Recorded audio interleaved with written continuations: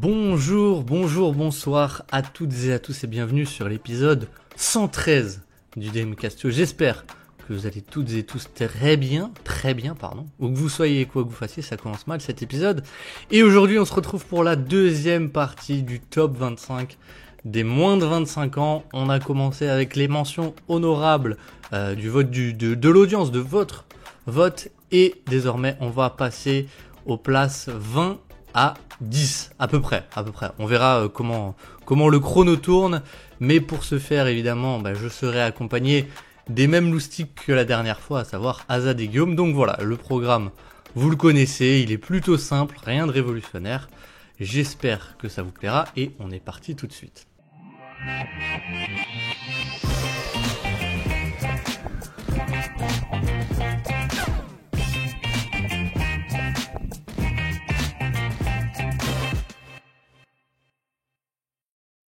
Et donc aujourd'hui, on se retrouve avec les mêmes que la dernière fois, et une fois n'est pas coutume, pour cet épisode de transition. Commençons avec l'habitué des étapes de transition, le fan du Tour de France. Azad, comment ça va ? Ça va très très bien. Non, je suis très content, on va parler de Kyle Filipowski aujourd'hui. Donc voilà, il n'y a pas de mauvaise raison de ne pas être de bonne humeur finalement. Qui ça ? Oh putain, Kyle Filipowski 15ème dans ton top 25 normalement. Normalement. Entre Zach Larabia et Dayron Sharp. D'accord. Eh bien, ça c'est Azad qui est pro-italien, ça. Filipowski. c'est les racines qui ressortent. Et donc, c'est Filipowski. Vous l'avez entendu, mais le deuxième qui est avec nous, c'est Guillaume. Guillaume, comment ça va ? Ça va, je m'excuse d'avoir pris la parole avant ma présentation, toutes mes excuses. Mais ça va très bien, et vous ? Eh ben écoute, ça va. Comme je disais un peu en off, ça, depuis qu'on a tourné l'épisode 1, vous me tracassez avec vos classements. Parce que je les trouve très vides, et donc j'ai peur d'avoir oublié quelqu'un. Mais sinon ça va. Et si vous le voulez bien, je peux commencer par là. Je peux commencer par rappeler les joueurs qu'on a classés et où est-ce qu'on les a classés, si ça vous va. Allez. Alors, si ça vous va, je vais commencer par le classement de qui ce sera celui d'Azad, parce que c'est le premier qui est affiché chez moi. Donc Azad, pour l'instant, en 15e, tu as classé Nikola Jovic, n'est-ce pas ? Oui. En 16e, Derek Lively. En 17e, Walker Kessler. En 19e, Oscar Thompson. En 20e, Zach Edey. En 22e, Brandon Podziemski. En 23e, Santi Aldama. Et en 25e, Jabari Smith Jr. C'est exact ? Ouais, c'est ça. Est-ce que tu veux changer quelque chose ou tu restes fidèle à tes principes ? Non, c'est bon. On a pourquoi on est venu. C'est bueno. Et Guillaume, la liste est encore plus courte, puisque tu as en 14e Walker Kessler, en 17e Jabari Smith, en 19e Cason Wallace, en 21e Tari Eason, en 24e Zachary Rizaché et en 25e Derek Lively. C'est ça ? Exactement, sachant que on a, comme dit la dernière fois, c'est à peu près le même groupe, hein. Donc interchangeable, on va dire. Tu vois, une évaluation Lively favorable irait plutôt 16-17, ou défavorable de Kessler irait plutôt 22-23. Mais effectivement. C'est vrai que tu avais dit que Kessler 14 c'était en gros le haut de ta fourchette, quoi. C'était le scénario très très optimiste. Tout à fait. Et donc moi, je suis celui qui en a classé le plus.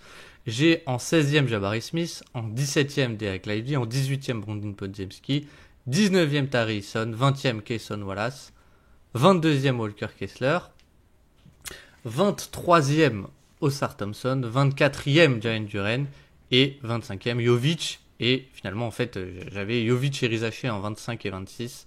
Finalement, Rizaché qui sort de mon top 25. Aïe. Et tu précises aussi que tu parles de ces noms-là, donc nos places qui peuvent aller jusqu'à 14, 16, 17, parce que c'était les noms des auditeurs de 25 à 20, non, c'est ça ? C'était même plus que ça. C'était De les 30, noms ouais. des auditeurs qui, de 50 quasiment Hmm. à 21. Euh, c'est à peu Ouais. près ça, ouais. Parce que Ouais. je crois que le plus bas, pour l'instant, peut-être qu'il y en aura un autre, c'est Zakidi, que du coup, Ouais. Azad a classé, qui était 44e. Ouais. Et on peut commencer avec un nom intéressant. Je pense que objectivement, j'aurais pu le mettre, j'aurais peut-être dû le mettre, mais je ne l'ai pas mis, je vous le dis tout de suite. C'est le 20e des auditeurs, il est quasiment égalité avec Jabari Smith. C'est un joueur qui joue du côté de Chicago, c'est Josh Giddey. Est-ce que vous l'avez dans votre classement? Oui. Non. Oh. Alors, Ouh. commençons avec la défense, l'avocat de la défense. Monsieur Guillaume, en combienième tu l'as et pourquoi tu l'as dans ton classement? Alors, avocat de la défense, parce que faut bien que je le fasse, ce ne sera pas lui qui le fera. Mais non, alors moi je l'ai. Je l'ai aussi un peu, non pas des formations professionnelles, mais c'est vrai que moi j'ai toujours tendance à voir par le prisme aussi de pas que le 100% théorique, pas que le 100% absolu, un peu le de facto quoi. Un peu, donc je sais que l'exercice du jour c'est un peu sur la théorie justement, mais j'ai aussi ce truc de bon bah, la théorie elle peut pas être totalement imaginative et j'avoue que je me repose aussi beaucoup sur un peu ce qui a été fait déjà sur la production notamment de la saison passée. Donc déjà il y a ça par rapport à d'autres noms qui auraient peut-être moins joué, où j'adore un peu plus sans doute le potentiel un peu plus théorique, on va dire, de pas mal de joueurs, hein, évidemment. C'est un joueur qui a quand même beaucoup de compromis, et ça, je vous laisserai le développer, bien entendu. Et il y a plein de mecs que j'ai mis ensuite, classés un peu en dessous, qui ont beaucoup moins de compromis, soit défensifs, soit offensifs de shoot, etc. Mais c'est vrai qu'il y a quand même un truc où il marque des points pour moi dans mon esprit, c'est la création offensive. Alors pas une création pour lui-même qui est de haut niveau, mais de par son passing, il y a quand même une création offensive qui est importante. Et comme c'est quand même pour moi assez valuable, même plus que juste un 3&D un peu normal. Donc l'aspect création pour moi serait peut-être le premier argument, plus le côté temps de jeu aussi. Comme dit, le fait qu'il joue beaucoup et qu'il y ait eu cette production en 2025 déjà, alors 24 aussi et 23 on le connaissait, mais voilà, c'est pas que le mec qui joue 15 minutes par match et on se projette un peu sur j'aime bien le scouting report quoi. Je sais pas si ça fait sens un peu ce que je dis, mais j'avoue que je suis à ce point aussi fan du passing et c'est vrai qu'il y a encore des faiblesses, mais bon il y a peut-être un peu je trouve un chouïa des progrès sur tu vois notamment un peu au niveau drive, un peu au niveau lancer franc, un peu. Donc voilà, moi, l'argument est centré autour de, finalement, il a beaucoup de responsabilités déjà sur un aspect de création. C'est quand même, je pense, mon créateur le plus mal classé, de toute évidence. Mais c'est vrai que la création, pour moi, est quand même assez importante. Donc, pardon. Donc voilà. Hmm, ça fait sens. Azad, avant de te lancer, je voulais un peu rebondir sur quelque chose pour un peu aussi peut-être dézoomer, on va dire. Mais Guillaume, est-ce qu'on doit croire au tir? Parce que il y a aussi quelque chose le gros désavantage de Giddey, ou un des gros désavantages, c'est quand même, comme tu l'as dit, un peu son scoring et son efficacité au scoring et son incapacité à jouer off-ball. On avait beaucoup de séquences quand il était à OKC où en gros il était défendu par un pivot. Euh, Quand on regarde un peu l'évolution de son tir, on a 26% la première année, 32% la deuxième, quasiment 34% la troisième, et là on a quasiment 38%. Et ce que je trouve intéressant, c'est que chaque année, quasiment, on a aussi une progression au lancer franc, et finalement on a un joueur qui est quasiment à la moyenne en termes d'efficacité.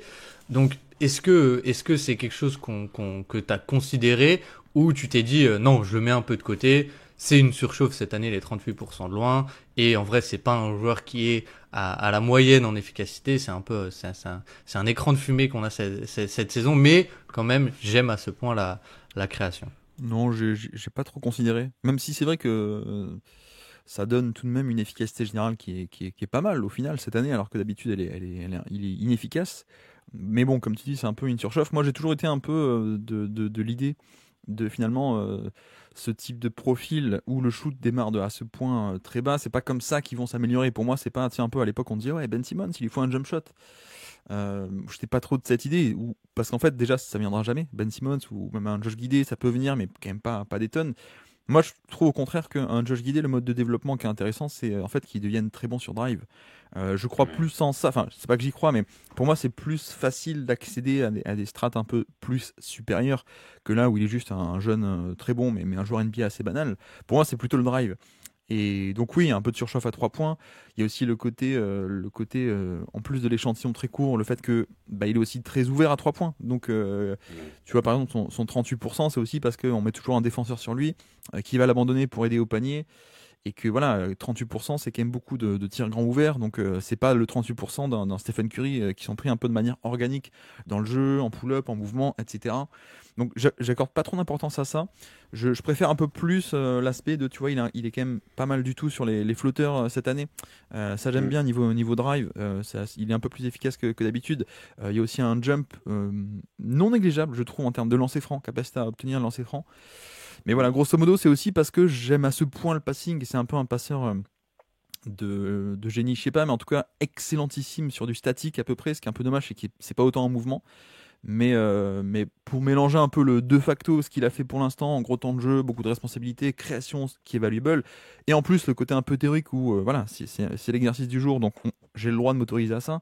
Je peux me dire que moi, si je le valorise parce qu'on peut le mettre dans tel ou tel spot. Donc il y a la valeur aussi contextuelle de tiens, il peut aller ici, il peut aller ici. Dans tel set, s'il est que passeur, il peut faire fonctionner si ou ça. Donc ouais, c'est un peu mon argument, même si j'entends que c'est peut-être la fourchette assez haute. Et moi, je pense que je suis comme vous. Moi, si j'ai une équipe, je le prends pas parce que les compromis sont trop gros. Donc il y a peut-être un peu un espèce de biais du risque zéro, peut-être, je ne sais pas, mais je ne peux pas complètement aller jusqu'à dire qu'il y a pas de valeur. Je pense que l'ensemble est peut-être pas intéressant si j'ai d'autres options, mais je pense tout de même que, sachant que je ne le prendrai pas et que je pense quand même qu'il y a une création de valeur de par son drive, tenir la balle, le passing, etc. Ouais. Bah, après, t'as expliqué le pourquoi du comment tu le mets pas plus haut non plus, donc je pense que t'as fait un bon tour de raison. Après, pour donner un peu les stats, vu que t'as parlé il est un peu plus efficace sur drive, c'est vrai que cette année, il est presque à 11 drives par match et il a 1,11 d'efficacité sur drive. Ouais. C'est entre Trae Young et TJ McConnell. Voilà. La moyenne est 1,14, je crois, sur drive. Ouais, voilà. Près, donc, c'est à peu près. Bon, de toute façon, la moyenne d'efficacité NBA est à 1,13 et quelques. Donc, oui, voilà. Il est juste en dessous, mais il y a des progrès. Et l'autre chose que tu as noté, c'était les progrès aussi à la provocation de lancer franc. Il est passé, je crois, de 7 ou 8 à 12. Ouais. 12 commence à être un score qui correspond à des joueurs qui sont menaçants, entre guillemets, et qui, du coup, arrivent un petit peu à justement casser la structure de la défense pour la forcer à faire une faute. Ce qui indique aussi que il arrive à trouver des solutions face au fait qu'il soit pas forcément respecté à 3 points parce que pour arriver à provoquer un lancer franc, il faut arriver à créer un premier déséquilibre pour pouvoir, entre guillemets, en profiter. Ce qui correspond aussi à sa taille. C'est un peu ce qu'on attend. Un mec aussi grand qui a pas de shoot, vas-y, attaque le contact et sois un driver. Donc, c'est un peu l'idée. Et le truc que moi j'ai trouvé intéressant chez Josh Giddey cette année, c'est qu'il a été le quarterback de l'équipe la plus rapide de NBA. Ouais. Et tu vois, ça l'a pas fait monter si haut que ça. Parce que ça reste une des plus mauvaises équipes aussi, entre guillemets. Donc la valeur, où est-ce qu'elle est, c'est pas vraiment pour juger la valeur, c'est plus pour dire que il y a quand même quelque chose d'intéressant autour de lui qui s'est créé. Et potentiellement que mieux entouré, ça aurait pu être plus performant. Parce que les Bulls sont vraiment devenus l'équipe la plus rapide de NBA cette saison à jouer le plus possible... le plus rapidement possible après panier encaissé ou non, et Josh Giddey est clairement entre guillemets le quarterback et la rampe de lancement de ce système de jeu, et voilà, ça montre en effet l'aspect quarterback et passeur peut-être statique comme tu l'as appelé, et c'est vrai qu'aussi en mouvement il y a un peu plus de déchets, et son pourcentage de perte de balle le montre aussi que c'est pas un joueur très propre. Et tu perds en efficacité, du coup, souvent au scoring, même si cette année, il y a un bon pourcentage à 3 points. Et tu perds aussi un petit peu au niveau des pertes de balles. Mais sinon, je crois qu'on a fait un beau tour sur Josh Giddey. Enfin, je suis d'accord avec tout ce que tu as dit. Et j'ai pas l'impression qu'on ait omis grand-chose. On n'a pas parlé de sa défense. mais je suis pas sûr qu'il y ait grand-chose à dire. Bah, surtout aux Bulls cette saison, quoi. C'était pas là où c'était, tu vois, je le trouve beaucoup plus, enfin, je le trouvais un peu plus intéressant à OKC où finalement, bah, même pour faire des petites rotations au panier avec sa taille, c'était pas si mal, mais c'est intéressant parce qu'au final, est-ce que c'est un peu l'œuf ou la poule? Est-ce que il bénéficie du fait que Chicago joue rapidement? Oui, mais est-ce que Chicago n'a pas joué rapidement aussi grâce à lui, quoi, Ouais. Ah oui, entre c'est ça, guillemets. bah, c'était ça. Quand je dis que c'est la rampe de lancement, c'est parce que c'est lui qui permet ça. C'était plus positif que négatif. Hein. Moi, j'avais Ouais. compris Azad. Oui, mais on Bon, se bah, comprend, Guillaume. si tout le monde avait compris sauf moi, tant mieux. Mais du coup, bah, l'année dernière, figurez-vous que personne ne l'avait dans son top. Et l'année passée, j'ai que mon classement. Peut-être qu'Azad, t'as le tien aussi. Mais il y a 2 ans, du coup, moi, je l'avais en 20e. Et Azad, je crois que tu l'avais un peu plus haut. Et cette année, du coup, bah, Azad, tu ne l'as pas, si j'ai bien compris. Non, mais je l'ai genre vraiment, il Ouais. est juste, il est aux portes quoi. Et il aurait pu monter jusqu'à, allez, ouais, je pense qu'il peut monter jusqu'à une 20e place selon comment Ouais. tu twistes Ouais, un ouais. petit peu voilà, tes profils. Et chez Guillaume, jusqu'où il est monté alors? De quoi donc cette année, tu veux dire? Ouais. Josh Giddey, non, je pense qu'il est en haut de ma fourchette haute là pour le coup. Il est assez haut par rapport à ma fourchette haute. Le truc, c'est que l'an passé, il fait une saison qui est cata. Parce qu'OKC devient Oui. très bon, etc. Mais je me souviens qu'il y a 2 ans, alors j'ai pas fait les moins de 25 ans avec vous, mais par exemple, je crois qu'il était dans notre top 100 à peu près tout à la fin. Mais la saison sophomore était très cool là. Il avait 20 ans, 30 minutes par match, dans un OKC déjà bon en 23. Et donc voilà, mais c'est vrai que l'an passé il était assez cata vis-à-vis du contexte d'OKC. Peut-être que j'ai eu aussi, je le mets fourchette haute cette année parce que cette année il a un peu plus joué. Donc j'entends que je suis peut-être un peu en décalage sur l'exercice et un peu plus sur le de facto de la saison plus que sur l'idée un peu théorique du profil. Ou si tu viens m'argumenter que tu préfères largement un Cason Wallace par exemple un peu 3D, etc. Je vais pas batailler longtemps non plus quoi. Et tu l'as mis combien, pardon, tu l'as peut-être déjà dit, mais je l'ai pas noté. Ah pardon, Donc, excuse-moi. Oui, je l'ai mis. Mince, alors je suis sur celui de l'an dernier, du coup. Je retrouve mon onglet, je crois qu'il est 17ème. Ok, 17. Juste derrière, devant, pardon, Jabari Smith. ok. Devant Jabari Smith. Ah bah c'est Et- marrant, moi ok. je l'ai collé à Jabari Smith aussi, mais je les ai 25-26. Ouais. Et moi, je les ai pas collés du tout. Voilà. Hmm. Ok. Mais toi t'as mis Euh, Jabari Smith 14e, un truc comme ça, Non, non? il a comme moi à peu près, je crois. Non, seulement 16e. Ok, Attends. ouais, gros kiffeur. Gros. Et j'ai envie de faire le 19 et le 18 en même temps, Ah, si pourquoi, vous, parce qu'ils si sont vous me jumeaux permettez. Bah, en fait, et on va même pouvoir parler d'un joueur qui a fait aussi débat un peu sur Twitter, qui est 27e, donc on va pouvoir les regrouper ensemble, mais Qui est 27e?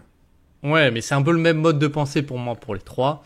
Ok. Mais du coup, les deux qui sont dans le classement, et je trouve ça intéressant d'ailleurs qu'il y en ait deux qui soient dans le classement et un qui soit pas dans le classement. Ok. Mais donc, en 19 Ok. et 18, est-ce que vous Ouais. voulez jouer aux devinettes ou vous voulez que je vous les balance comme ça tout de suite? Est-ce que t'as genre Brandon Miller, Cam Thomas et le troisième, je sais pas qui ce serait, genre Scoot Anderson? Oh non, mais Non, t'as fait le Jalen plus Green. dur là. Jalen Green, Cam Thomas et Brandon Miller. Est-ce que c'est les trois loustiques? Exactement.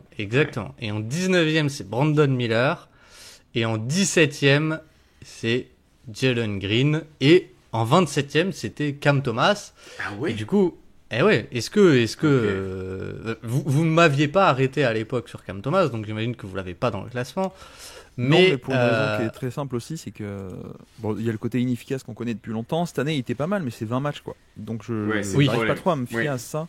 Et presque, je suis un peu en mode, j'élimine un peu la blessure quoi. Je veux dire, la saison est pas trop à prendre en compte, donc ouais. Et pareil pour Brandon Miller d'ailleurs. Parce que les chiffres de Brandon... En fait, moi, les chiffres de Cam Thomas et de Brandon Miller, vu que je regarde surtout ceux de l'année dernière et un peu ceux de cette année parce qu'ils ont moins de 1000 minutes, ça les a fait pas être considérés dans le classement. Alors que Derek Lively, c'est un peu le même problème parce qu'il a que 800-900 minutes. Mais il y a la saison d'avant qui fait que j'ai plus de certitudes. Et du coup, bah, les certitudes que j'ai sur Cam Thomas, entre guillemets, pour l'instant, permettent pas de l'intégrer au classement, quoi. Ouais.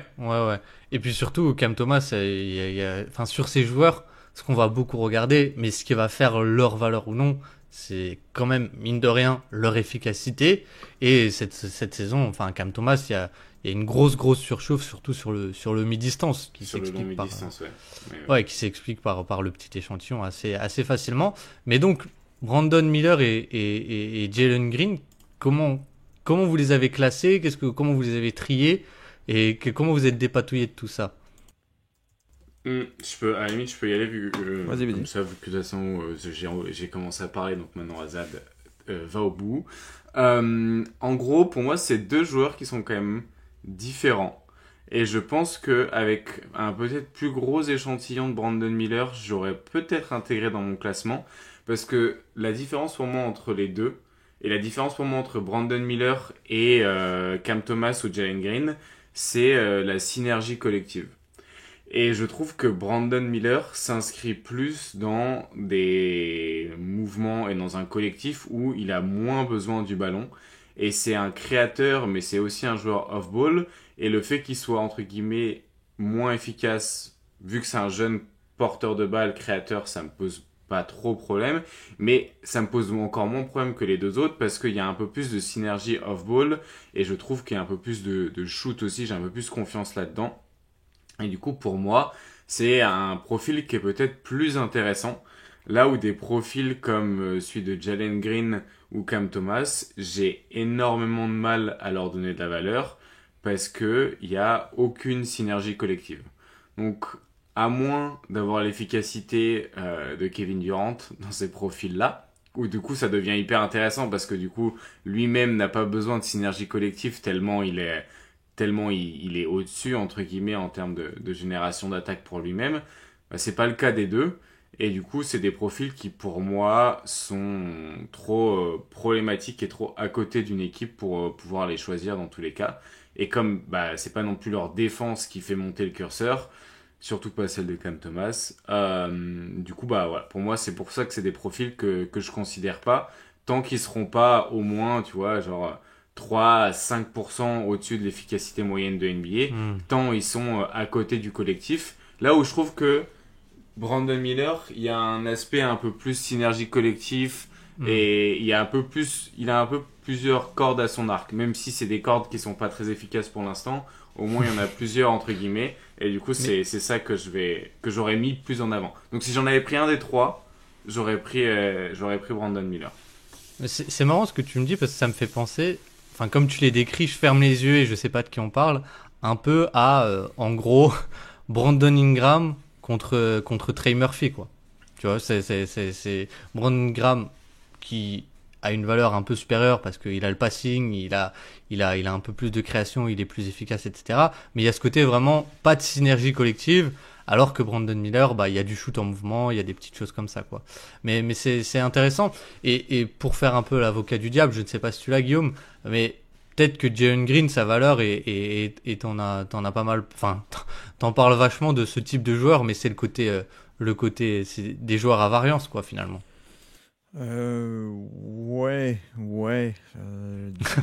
C'est pas le plus bel exemple de variance parce que justement, moi, enfin, si, c'est vrai que il peut faire quand même des très belles sorties. Non, cela dit, tu vois, je me rends compte que alors de nous trois, c'est moi quand même le plus grand défenseur de Cam Thomas, mais peut-être j'en parlerai tout à l'heure.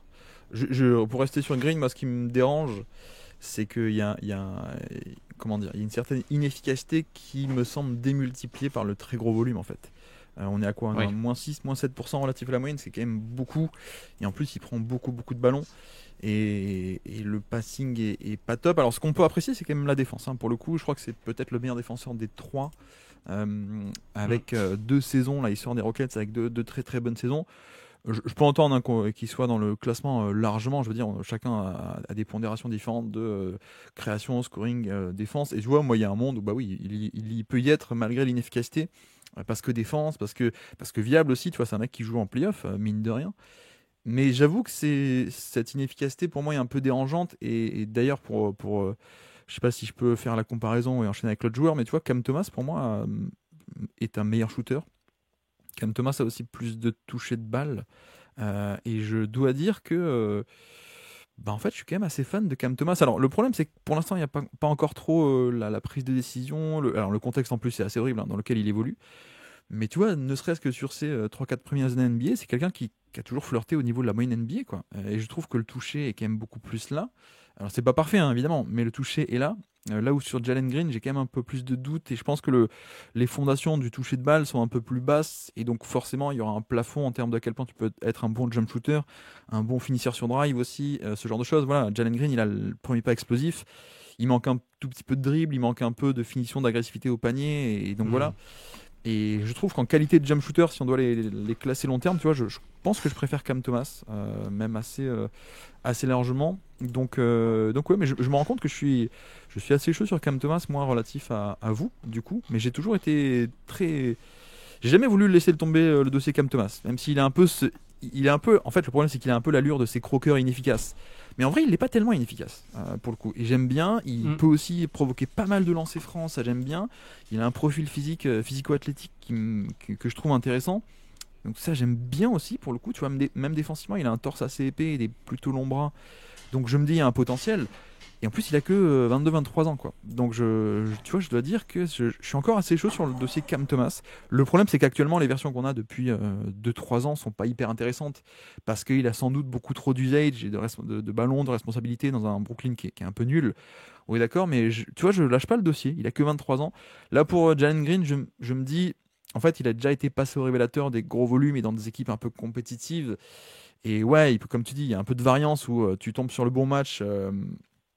Bon, bah, t'as la très bonne version, quoi. Mais on a bien vu que ça calait un peu niveau Rockets parce qu'il y avait un ou deux gros créateurs balle en main, il en faisait partie et ça avait un peu une limite. Et là, on passe du tout au tout avec Kevin Durant, mais c'est une autre histoire. Mais voilà un peu pour Cam Thomas et Jalen Green. Je sais pas si. Cam Thomas, je suis un peu trop chaud ou ça va. Non, pour moi, c'est pas choquant. Comme tu dis, en plus, il a encore que 23 ans et je pense que le contexte aide pas.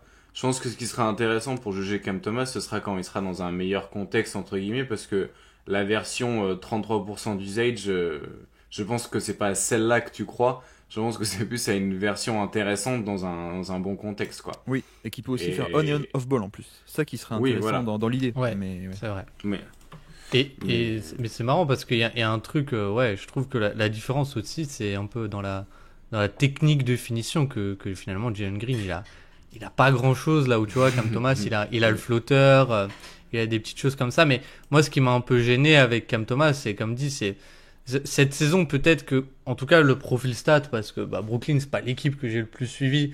En plus, cette saison, Cam Thomas, on l'a pas vu à Brooklyn, donc ça fait un tout petit échantillon à évaluer. Mais du coup, si on regarde le profil stat de cette année, il donne plutôt envie parce que t'as un peu plus t'as un ratio qui est pas encore ultra équilibré en passing, mais qui est un petit peu plus équilibré. T'as plus du coup, en théorie, plus de passing, une meilleure efficacité. Je crois que c'est la première fois qu'il est dans la moyenne en termes d'efficacité. Et comme dit, t'as ce côté un peu où il peut jouer on-ball, off-ball, etc., etc.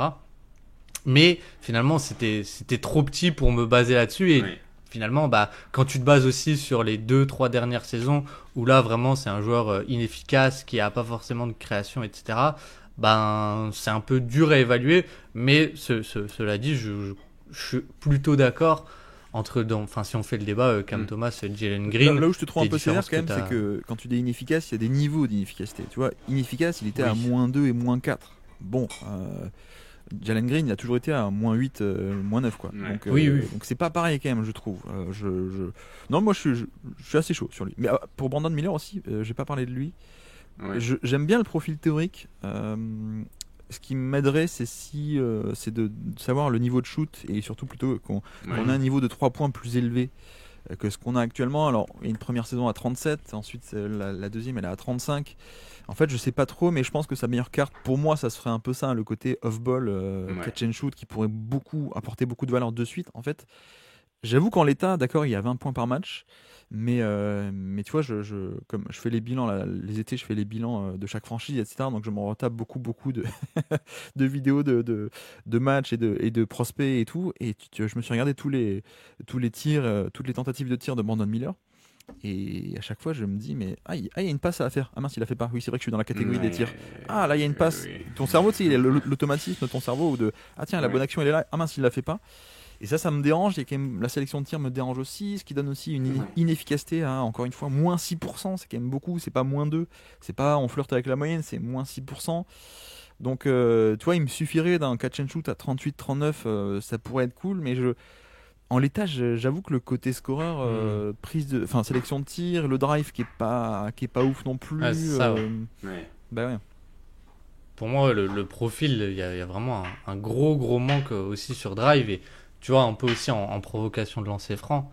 C'est un joueur qui provoque très peu de lancers, alors qu'il est à 2 mètres, quasiment 2 mètres 8, je crois, presque. Un truc comme ça, 6-9.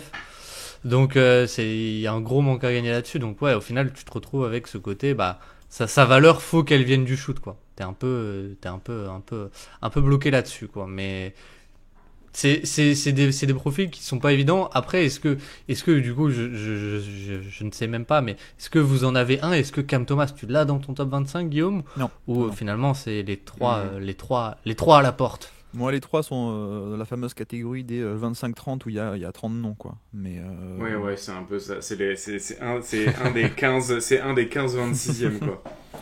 C'est un peu Mais ça. dernier point stat sur Cam Thomas, qui du coup est quand même assez encourageant, mais encore une fois, comme on a dit, c'est petit échantillon. Presque 15 drives par match et 1,22 points par drive. Ah oui, cette saison. oui, mais oui. Eh oui. C'est quand même. Et ce qui est fort, c'est qu'il y a il y a 3 lancers francs pour 6 tentatives de tir, entre guillemets. Donc ça, c'est quand même bien, surtout quand il rentre 88% de ses lancers. Pas trop de pertes de balles.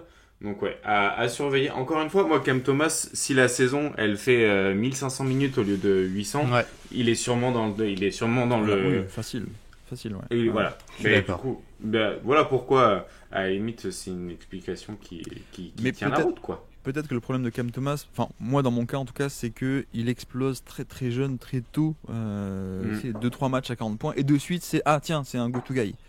Moi je trouve qu'il y a un peu exagération de ce côté-là depuis un peu le début avec lui. Ou non, c'était pas ça l'idée, mais il y a un peu cette image qui est restée depuis le début. Et moi étant plus bas que cette image, ça veut pas dire que je suis totalement non il vaut rien ou voilà quoi. Mais non, en vrai j'aime bien, mais il y a quand même un doute sur il a les outils, il a de très bons outils. Maintenant, est-ce qu'il va arriver à les mettre en place, c'est la question, mais en effet. On a fait un bon tour sur les trois. Est-ce que vous avez quelque chose à rajouter parce que finalement, je crois aussi que Cam Thomas, il sera plus dans le top 25 l'an prochain. Voilà, peut-être. Ah non, que il a si. 23. Non Je ne sais pas. 23, Oui, il a 24, je crois. 23. Il va Donc- peut-être faire une entrée fracassante. Hein. Ah, il sera non, il sera plus là l'an prochain. Pourquoi sera il est plus là, 2000, Ah oui, c'est un il est 2001. 2001. Ouais, donc Ah il a ouais, 23 2001. en octobre. Ouais. Bon, Aïe, tant aïe, pis. aïe, aïe, aïe. Désolé, On Cam. aurait pu lui donner rendez-vous l'an prochain. Malheureusement non, mais du coup, Jalen Green, Brandon Miller, si on s'amuse un peu à faire le duel sur qui est-ce que vous pensez qu'on pourrait prendre l'an prochain, plutôt Brandon Miller, on va dire.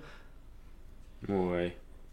J'ai l'impression que Brandon Miller, si la défense est assez correcte et le 3 points est assez correct aussi, voire bon, il y a c'est plus facile d'accéder à pas mal de valeurs sur ce côté au moins sobre, tu vois. Sans dire que sa création de scoring on-ball va se révolutionner, mais ouais. Après, il y a aussi le cas où, d'un point de vue image et perception, tu vois, si Jalen Green a tous les ballons à Phoenix, je pense qu'il va aussi marquer les esprits avec beaucoup de volume et voilà. Donc, Oui, mais est-ce qu'il va marquer tes esprits? Enfin, ton esprit, pardon. Mais c'est pour ça qu'on regarde les matches. Parce que where amazing happens, c'est la NBA. Exactement. Donc, nous avons fait les 19-18. 17, pareil. Là, c'est un peu mon 39e, 26e. Oh, wow. Je l'ai pas mis, je pense que vous l'avez mis et je comprends totalement. Il a signé un très gros contrat il y a pas si longtemps. C'est un très haut choix de draft qui a fait du football américain et qu'est-ce qu'il a fait d'autre? Et il a mis un game winner en demi-finale de NCAA. C'est la première vidéo de la chaîne de Dreamcast Show. La deuxième, je crois, ouais. Ok, Je crois que c'est... Ah ouais? C'est pas la pro... Bon, bref, on s'en fout. Mais On oui, parle ok. d'un joueur du coup juste je le dis comme ça et comme ça je vous lance dessus, qui tourne à 33% en carrière à 3 points. C'est Jalen Suggs, Azad. Ah, d'accord. ok. En combienième J'étais perdu, tu l'as moi, hein. Ah, t'étais perdu? Jalen Suggs, je l'ai 21ème. Est-ce qu'il est top 10? Non, je l'ai 21ème et sans grande conviction. Vraiment, j'ai failli pas le mettre dans le top 25. Je l'ai 22 Guillaume. par respect pour Azad. Très bien, très bien, très bien. Est-ce que on va énormément en parler? Je pense qu'il n'y a pas énormément de choses à dire parce qu'il n'y a que 1000 minutes cette saison. Et l'année dernière, il y a eu des passages avec un peu plus de création et il y a aussi un shoot qui a un peu mieux tenu la baraque. Ça n'a pas forcément été le cas cette année. Cette année, il y a eu des passages très compliqués aussi où il a été, entre guillemets, le seul joueur en bonne santé du côté d'Orlando quand Wagner et Banchero étaient absents. Du coup, ils l'ont repassé au révélateur de la création et ça s'est recassé la gueule. Après, c'est pas une énorme surprise, mais bon, voilà. Après, voilà, défensivement, il y a toujours énormément de valeur, entre guillemets, chez ce joueur-là. Le problème viendra toujours du shoot, entre guillemets, à quel point il sera respecté à 3 points. Et je pense que si Orlando est allé chercher KCP, puis finalement est allé chercher Desmond Bane, c'est qu'il ne croit pas énormément au shoot de Jalen Suggs et c'est difficile de leur en vouloir. Mais du coup, là où il a progressé offensivement, selon moi, c'est au passing, dans les lectures et dans ce qui peut en faire de lui finalement un meneur de jeu. Et du coup, ça devient un meneur de jeu de 6 pieds 4, 6 pieds 5. Donc c'est assez intéressant parce que c'est un grand meneur de jeu. Du coup, t'as pas de mismatch. Et en plus de pas avoir de mismatch, t'as un profil clairement... t'as un très très bon défenseur sur l'homme. T'as un bon défenseur off-ball. Et en plus de ça, tu peux le faire switcher sur des joueurs plus grands. On va pas parler non plus de joueurs immenses, mais il a quand même une capacité à contenir des joueurs bien plus grands que lui et plus costauds que lui. Donc voilà, un super, peut-être un des meilleurs défenseurs à l'arrière, tout simplement. Que ce soit en protection de cercle ou en playmaking défensif sur les lectures et sur l'homme. Après, voilà, offensivement, un joueur avec les limites de son shoot. Un joueur qui essaye de prendre des tirs un petit peu pour créer un semblant de spacing, mais qui ne les met pas vraiment. Ça peut rappeler quelqu'un à certaines personnes, je sais pas.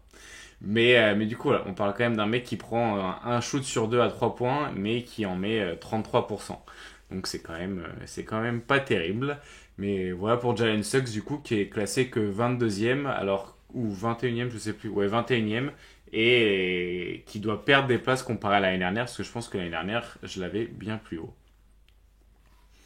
Qu'est-ce que tu penses que ça révèle de toi, Azad, le fait que tu aimes bien ce genre de joueurs à la Marcus Smart, Jalen Suggs, qui tentent beaucoup leur chance, mais qui se loupent à chaque fois?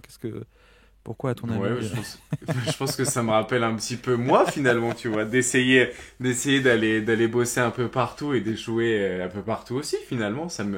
C'est sûrement un miroir à ma personne, ouais. Mais c'est vrai que Jalen Suggs, c'est quand même ce qui se rapproche de plus de Marcus Smart et c'est peut-être pour ça que je le porte très haut dans mon cœur. Ouais. Breaking news et quiz improvisé.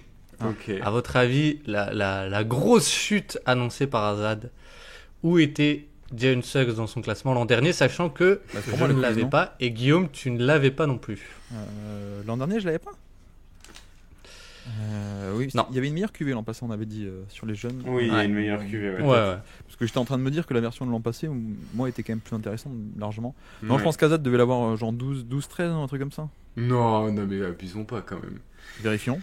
Donc, il était 25e, donc plus bas que cette année. Donc il a gagné des places. Donc c'est parce que la QV Ah oui, était voilà, c'est bien ça. meilleure l'année dernière. Ouais. Ouais, Exactement, d'accord, ok. exactement. Mais ce qui m'a fait un peu douter, c'est justement un peu ce que tu disais pour Josh Giddey aussi, Guillaume. Ouais. C'est finalement pas tant le shoot, parce que quand tu regardes sur Greening the Glass, moi j'adore toujours les joueurs comme ça, où c'est bleu, tu regardes la colonne 3 points, c'est bleu, c'est orange, et c'est de nouveau bleu. Bon, du coup, tu vois vite où est l'anomalie. Mais c'est justement, moi, c'est le côté un peu attaque de close-out et drive qui est vraiment, je trouve, meilleur depuis quelques temps. L'année dernière, 68% au cercle, cette année 75%, même si cette année, c'est à peine 1000 minutes, comme dit. C'est un peu plus ça qui m'a fait douter, et c'est là où il gratte un peu de valeur. C'est plus sur du cut que du drive. Hein. C'est ça. C'est Ouais. plus sur du, c'est plus sur du cut. Oui, du il cut est intelligent et des attaques ballon. de close-out, quoi. Ouais, mais tu vois, c'est un joueur qui a malheureusement des limites de son tir, mais qui serait très très intéressant s'il n'avait pas justement ces limites-là, parce que je trouve que les lectures qu'il fait sont très bonnes. Et tu vois, le passing l'année dernière, il y avait des bons flashs. Et cette année, il a été beaucoup plus responsabilisé sur le passing, justement parce qu'il n'y avait pas Banchero et Wagner. Et j'ai trouvé que là, il a été très bon.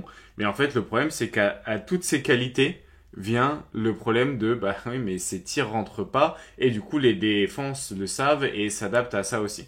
Et c'est tout le problème, entre guillemets. Mais c'est un joueur qui sait évoluer avec et sans ballon. Et sans ballon, moi, je trouve très intéressant sur cut aussi. Il est très dynamique, il se projette très bien. Et c'est un bon joueur de transition aussi. Et pour un joueur qui provoque autant de transition, c'est pas inintéressant. Ouais. Après, tu parles du coup, le compromis d'efficacité, mais il y a aussi le compromis ou le coup, en tout cas sur le passing, que sur le turnover, hein, parce qu'il y a quand même beaucoup de pertes de balles. C'est un peu dommage. Non, moi je pense que c'est juste le mec qui a dû être casté dans un rôle qui n'était pas le sien. Enfin, quoique. Ça dépend, mais pardon, décidément ce matin je tousse. Non, à la draft, il a quand même ce potentiel de créateur. Le problème, c'est que ça ne vient pas en NBA du tout, quoi. Mais s'il se fait drafter top 5 ou top 6 de Gonzaga, c'était en tant que créateur balle en main, quoi, de porteur de balle. Là, c'est vrai que la version qu'on a connue en 4 ans de NBA, c'est plutôt la plus intéressante, c'est celle de l'an passé, qui est finalement un usage, un volume très sobre, un rôle aussi qui est très sobre. Je crois que... Ouais, c'est ça, tu vas voir un peu ce pourcentage de paniers assistés. L'an passé, il a quasi 66% de paniers assistés, donc c'est quand même beaucoup de paniers assistés, donc créés par autrui. Cette année, c'est descendu à 43%, donc c'est quand même beaucoup plus profil création pour lui-même, on va dire. Et c'est peut-être juste que c'est décevant par rapport à la draft, mais c'est peut-être juste que c'est pas son rôle en NBA. Et donc, tu as le fuite de valeur sur de l'efficacité, le passing. Bon, il fait des belles passes, mais il y a aussi beaucoup de déchets. Donc, quand tu augmentes le volume de 19, qui est juste très sobre, à d'un coup 28%, bon, voilà, quand tu fais 16% de turnover sur 28%, c'est quand même beaucoup plus de déchets que le même chiffre, mais sur à peine 20% d'usage, quoi. Donc, il y a tout ça. Après, la défense est très cool. Hein. La défense est très très cool. Cela dit, je ne sais pas ce que vous en pensez. Comment vous le mettez un peu dans la hiérarchie des défenseurs de NBA? Moi, j'avoue que c'est ça qui m'a fait le mettre dans le classement aussi, par respect un peu pour sa défense. Mais je sais que, tu vois, par exemple, certains le comparent un peu à Caruso, des trucs comme ça, où j'entendais aussi Ben Taylor dire en début de saison qu'il était Deepoy ou pas loin du Deepoy. Je trouve ça très cool, mais je sais pas... Non, oui, DP. Voilà, genre, je pense que c'est l'exagération c'est l'exagération Ben Taylor. Caruso, je pense que c'est une anomalie défensive, donc c'est peut-être plus difficile de le comparer à lui. Je pense que s'il se rapproche c'est difficile de le rapprocher d'un joueur parce que tu vois, même Derrick White est plus propre entre guillemets, et apporte peut-être plus de défense off-ball et un peu moins disrupteur sur le ballon. Mais d'un autre côté, il va tout le temps être, entre guillemets, il va réussir à rester le plus longtemps devant son défenseur. Là où Suggs crée vraiment du chaos, entre guillemets, en défense. Et du coup, je trouve que ça a une certaine valeur, mais ça a aussi des certaines limites parfois de coups d'opportunité, entre guillemets, parce que du coup, il peut se faire prendre là-dessus. Donc moi je le mettrais dans des catégories autour de Derrick White, donc autour de All Defensive Team, c'est-à-dire chez les extérieurs, t'es dans le haut du panier entre la 8e et la 6e place des défenseurs extérieurs, mais je le mettrais pas 1 ou 2, je le mettrais plus entre 3 et 6, ce qui est quand même déjà énorme d'être parmi les 6 meilleurs défenseurs extérieurs de NBA, quoi. Mais finalement, est-ce que justement ce côté un peu chaotique, un peu energizer, je gagne les ballons à 50-50, je me jette dans les tribunes, est-ce que justement vis-à-vis du public ça joue pas aussi un peu en sa faveur. Enfin, Tu penses? c'est une impression que j'ai, c'est ce que je me dis, quoi. Oui, c'est sûr. Peut-être, Mais- peut-être. Mais j'avais une question, parce que par exemple, bah, dans le classement, du coup, ils sont peut-être assez proches, et bon, du coup, ça va surtout être pour Azad, parce qu'ils sont très très proches. Les deux, chez toi, tu préfères la défense de Suggs ou de Osar Thompson? Bah, je pense que un défenseur comme Suggs, tu peux en retrouver en NBA. Je pense qu'un défenseur comme Ozar Thompson, à part, à part si tu recrées un joueur sorti d'un jeu vidéo, tu vas avoir du mal à en refaire un, quoi. Je pense je pense que le panel de ce que Ozar Thompson peut apporter en défense est beaucoup plus large. Et en plus, il est plus jeune, donc en termes de lecture, il y a beaucoup plus de progrès. Peut-être qu'à l'instant T, là maintenant, tout de suite, tu peux encore avoir un débat, entre guillemets, mais en termes de potentiel de ce qu'ils peuvent apporter en défense, pour moi, Ozar Thompson va aller bien plus loin dans le scope des joueurs qu'il va être capable de défendre et dans la verticalité et l'horizontalité qu'il va être capable d'apporter. Donc, bon.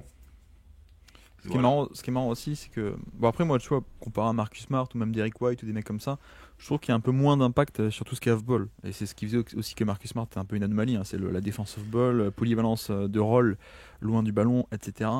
Je trouve que Suggs, on n'est pas à ce niveau. On est peut-être juste, entre guillemets, juste sur l'élite de l'élite de l'élite sur du handball, pour le coup. Mais parce qu'il n'est pas amené à le faire, je trouve, en fait. Peut-être. Tu vois, là où Smart avait peut-être plus de missions, un petit peu, enfin, pas des missions, mais il y avait plus de variété dans les assignements défensifs. Le rôle vraiment de Suggs chez Orlando, c'est justement d'avoir derrière des mecs qui sont tous qui font tous 7 pieds d'envergure, et lui vient, entre guillemets, être vraiment un peu ce breaking ball sur le porteur de balle, quoi. Alors, peut-être parce qu'il peut pas faire le off-ball, mais j'ai plus de mal à dire qu'il peut pas. Enfin, pour moi, il a pas assez fait, entre guillemets, parce que c'est pas le rôle qui lui est imputé au Magic. Après, j'ai quand même deux trucs. Alors, ce qui est marrant, c'est que tu regardes, il est à 75% au panier, vous en avez parlé. Mais c'est là où on voit que c'est que des cuts. Parce qu'en fait, sur drive, il est très en dessous de la moyenne. Donc en fait, quand il drive, il n'est pas capable d'aller jusqu'au panier. Et les seuls tirs au panier qu'il a, je caricature un peu, mais c'est quand même beaucoup de cuts. Sinon, le drive, il s'arrête un peu à mi-distance pour le flotteur. Ou voilà, il va pas complètement jusqu'au panier. Mais tu vois, sur la valeur, c'est intéressant, Baptiste, parce que moi, j'ai mis par exemple, j'ai mis Josh Giddey 17 et Suggs 22. Et finalement, c'est là où on voit aussi que la valeur est très.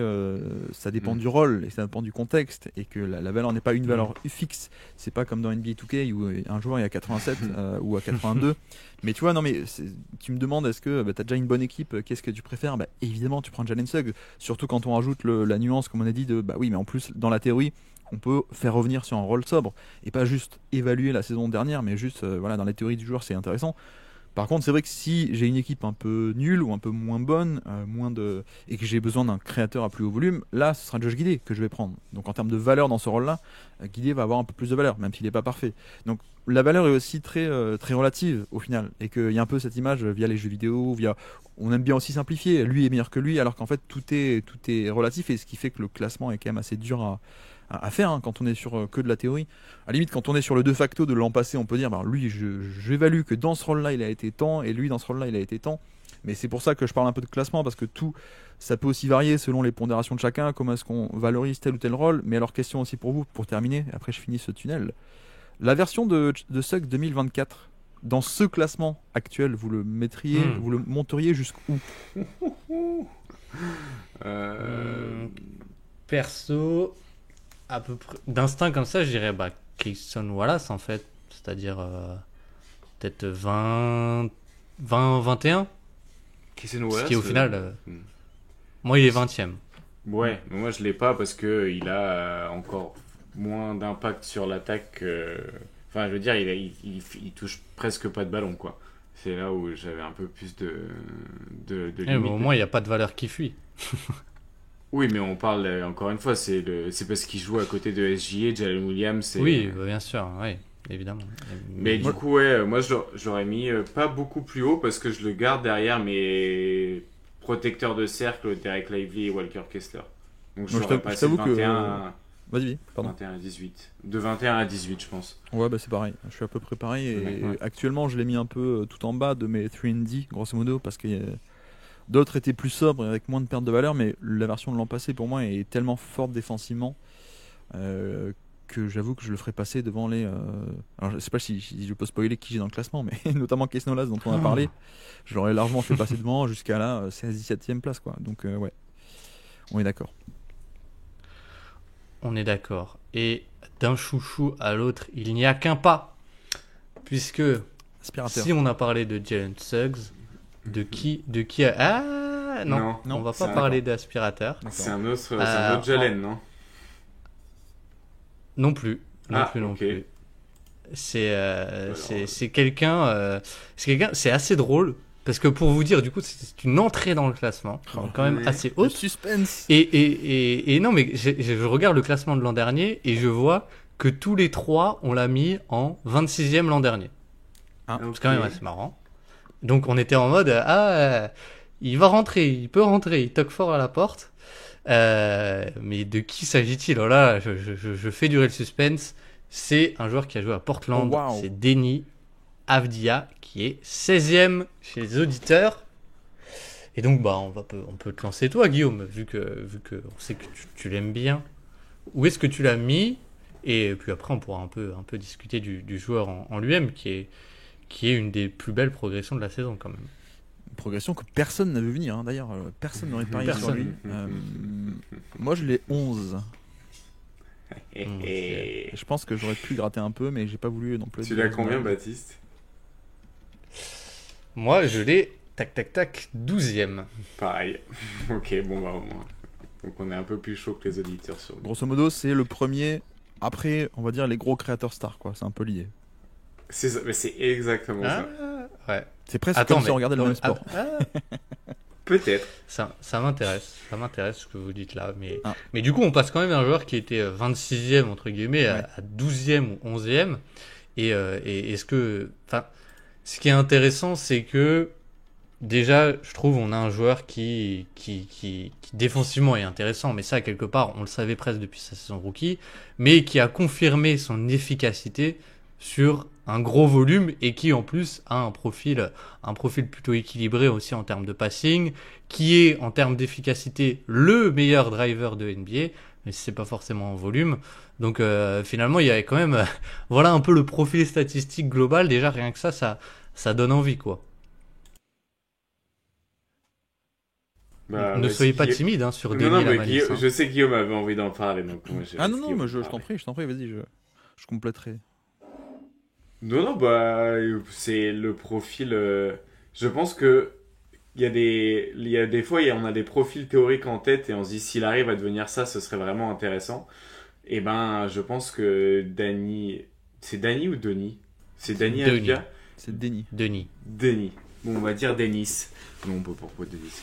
Denis Avdia a réussi un petit peu à passer ce cap-là. Et d'un autre côté, comme disait Guillaume, les indicateurs, entre guillemets, étaient déjà là pour indiquer que si il y avait un meilleur contexte et plus de responsabilités, il y avait peu de raisons qu'entre guillemets ça ne passe pas. Et quand tu regardes sa saison de cette année comparée à la saison de l'année dernière, entre guillemets, il y a un plus gros volume, l'efficacité reste la même, il y a toujours autant de passing. Le seul petit déchet peut-être c'est les pertes de balles en attaque.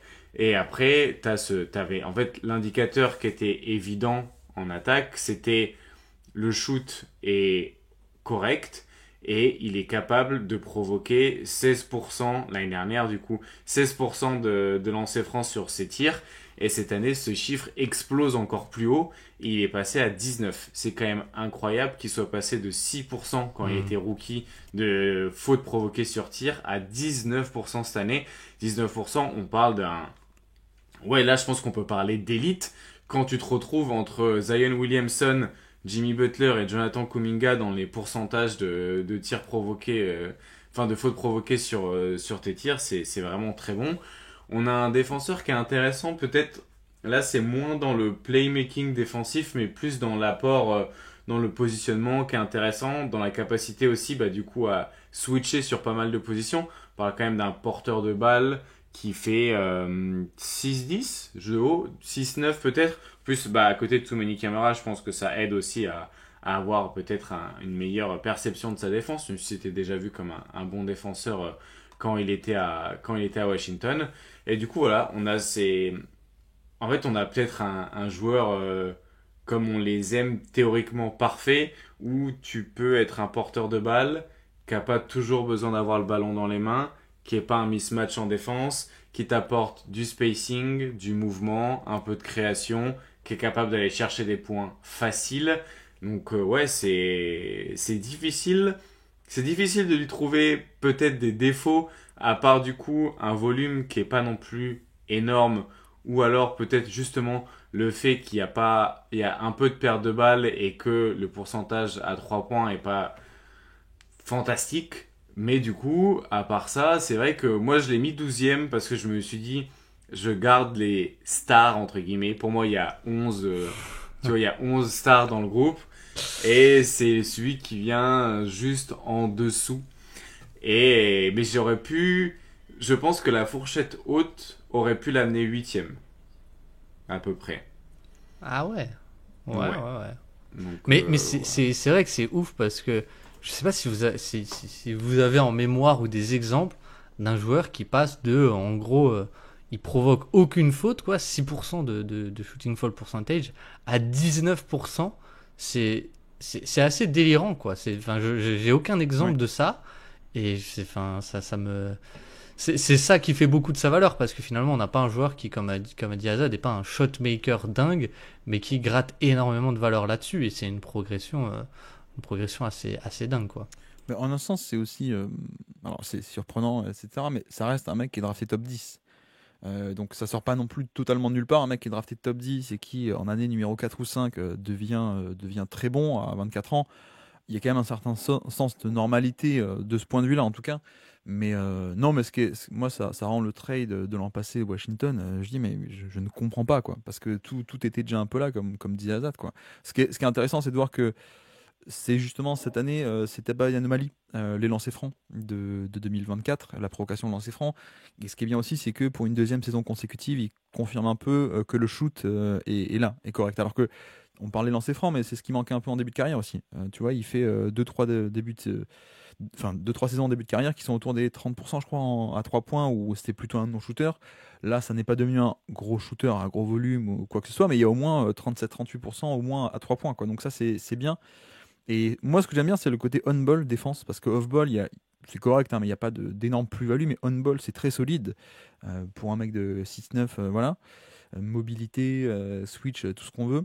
Donc ça, plus aussi le côté connecteur, en fait, où c'est vrai que c'est pas du tout un mec qui va être plutôt l'initiateur, création de fond de jeu, pick and roll, etc., mais qui a vraiment ce côté connecteur liant, et même plus que juste le mec qui fait l'extra passe, mais tu sais, il y a aussi des driving kicks qui sont sympas, alors qui ont un peu de déchets aussi, hein, même pas mal de déchets en termes de turnover. Mais j'avoue que ce rôle-là, tu vois, si tu as déjà deux superstars dans ton effectif, si tu as Deni Avdija qui est d'ailleurs payé 15 ou 14 millions l'année, c'est absolument fantastique, quoi, le rendement. Et en effet, c'est vrai que la limite que je mettrais, s'il fallait simplifier la valeur à un seul chiffre, c'est pour ça que je l'ai mis un peu derrière tout ce qui est créateur à plus gros volume et à un registre beaucoup plus grand de création pure, pour le coup. Tu vois, tout ce qui est les stars qu'on connaît, dont on parlera un peu plus tard. Mais après, c'est toujours pareil. Si tu as déjà une équipe qui est en place, je sais pas moi, si t'es, évidemment, je pense à aucune équipe, si t'es les Lakers avec LeBron et Doncic, est-ce que tu préfères, qu'est-ce qui aura le plus de valeur, Kate Cunningham ou alors Deni Avdija? Bon, Deni Avdija, dans ce contexte-là, aura plus de valeur, évidemment. Donc c'est un peu la nuance que je mettrais, c'est que c'est un mec qui, à mon avis, peut être à peu près plug and play dans toutes les équipes NBA et être une fantastique quatrième option ou une très bonne troisième option, entre guillemets troisième option, dans la hiérarchie, en fait. Ouais. Et ce qui est intéressant, j'avais regardé aussi, mais c'est que Washington, du coup, avait négocié un contrat absolument génial, parce que c'est un contrat dégressif. C'est-à-dire que c'est 15 millions, puis 14 millions, puis 13 millions, puis 12 millions. C'est ouf, c'est assez dingue. Ça veut dire que de mémoire, il l'a pas vraiment négocié de manière un peu anticipée, donc genre fin de sa troisième année, avant son explosion de 2024 peut-être. C'est pour ça qu'il a signé pour pas cher, à mon avis. Non? peut-être. Peut-être, Sinon, il fort aurait pas pu possible. être Exactement. échangé l'été dernier. Ouais. Exactement. Ah bah oui, exactement. Mais ouais, t'as un joueur, bon, on va pas faire, évidemment, vu qu'il y a beaucoup de rookies, on va pas faire un classement qui est aussi, qui prend en compte le contrat, parce que du coup, les contrats rookies, ça marcherait pas. Mais en termes de valeur au dollar, si tu ramènes au dollar payé, c'est assez incroyable. Et il fait partie des rares joueurs, je trouve. Finalement, je trouve que faudrait regarder le classement de l'an dernier en détail, mais il fait partie des rares joueurs qui n'ont aucun compromis. C'est-à-dire les petits compromis, comme tu l'as dit Guillaume, c'est pas un défenseur off-ball forcément génialissime, c'est pas un énorme créateur, c'est pas un sniper, ok, c'est des petites limites. Finalement, t'as aucun compromis et comme tu l'as dit, je pense que c'est un joueur qui finalement typiquement peut encaisser des très très gros minutages à peu près n'importe où, ce qui fait aussi sa valeur, je trouve quoi. Est-ce que vous avez quelque chose à rajouter sur Denny? Non. Non. C'était un beau petit tour. Très bien. Eh bien, passons à quelqu'un d'autre qui n'était pas dans le classement l'an dernier. Je ne vais pas faire durer le suspense. C'est Christian Braun qui est du coup à cette position de 15e chez les auditeurs. Et je vais commencer. Je l'ai tout simplement 15e aussi. D'accord. Ok. Ça Ok. vous surprend? Tu l'as combien, Guillaume? Pour savoir Je si l'avais c'est moi qui ai 20e, moi. Je l'avais à côté de Case Nola, Ok. c'est Harrison. Ok. Moi, je l'ai 24. Ouais, ça me choque pas. Ça me Ah choque ouais. pas. En fait, Ok. alors, bon, on a peut-être le mec le plus efficace de cette cuvée avec Walker Kessler et Derek Lively. Donc tu te dis, putain, le mec, il est aussi efficace qu'un rim runner.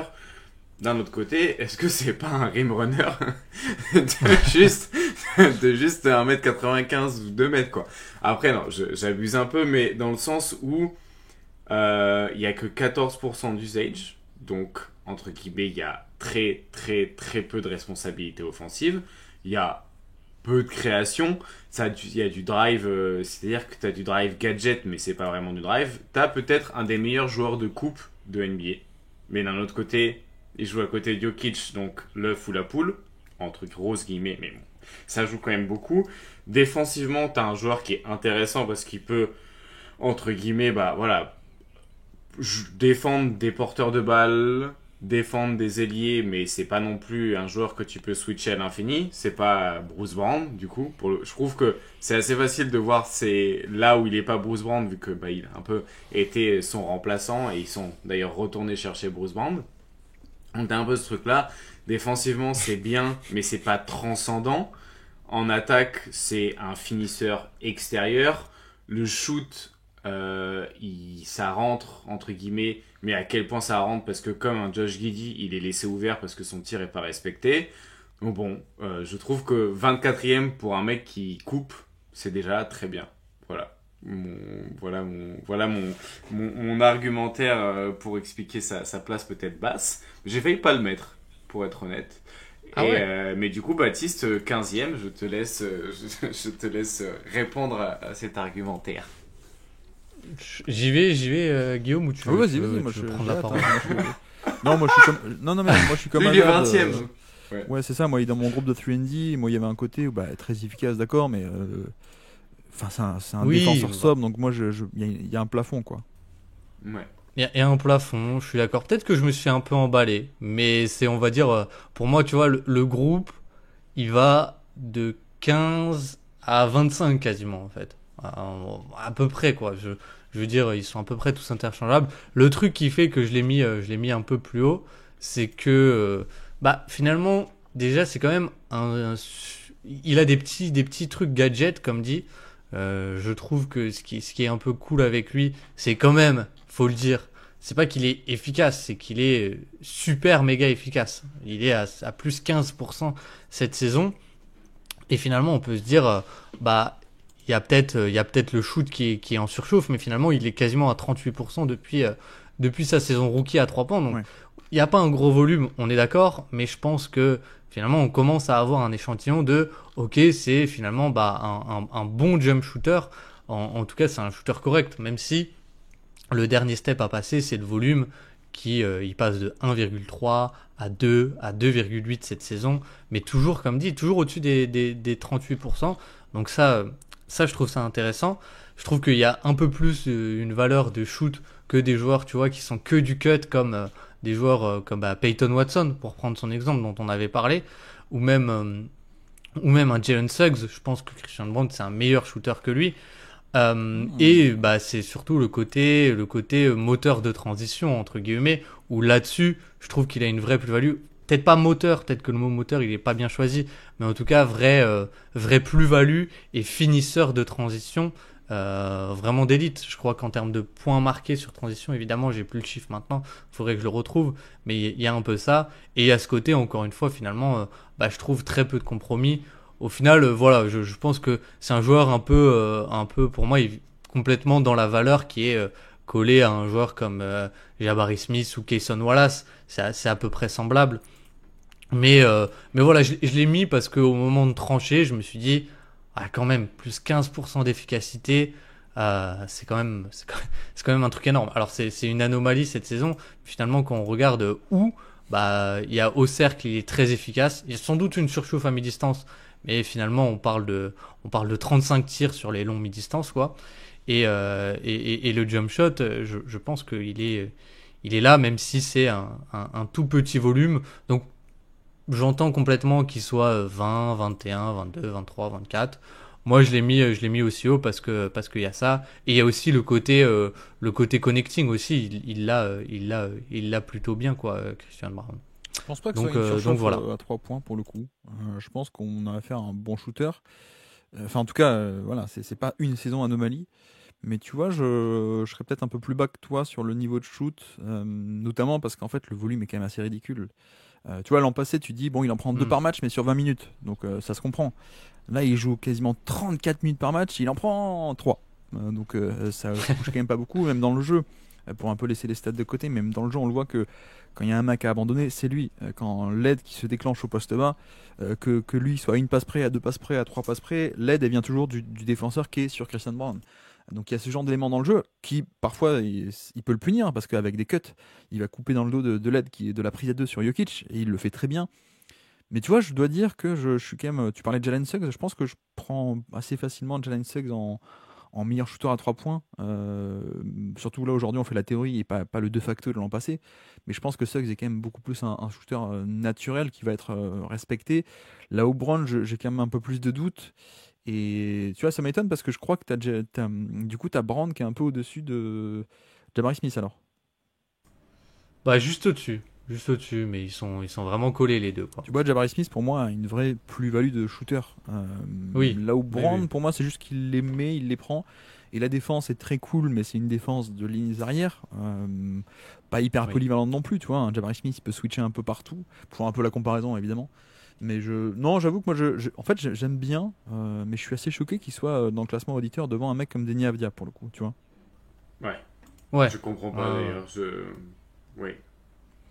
On est d'accord là-dessus. Bon. On est d'accord là-dessus, mais bon, il est assez coupant. C'est pour ça. Ouais, mais après, d'un autre côté, c'est un champion NBA. C'est par rapport au rasoir à Azad. Alors, excuse-moi, alors, le truc du rasoir, c'est moi qui ai inventé la blague d'ailleurs. Parce que j'avais fait une vidéo sur lui. Mais oui, j'ai fait une vidéo sur lui il y a longtemps, avant même que je sache monter des vidéos. Donc la vidéo est absolument horrible, et j'avais mis Christian Braun, attention ça coupe, et dans la miniature de la vidéo c'est le logo Braun des rasoirs. Donc moi et l'humour, ça fait longtemps qu'on travaille ensemble.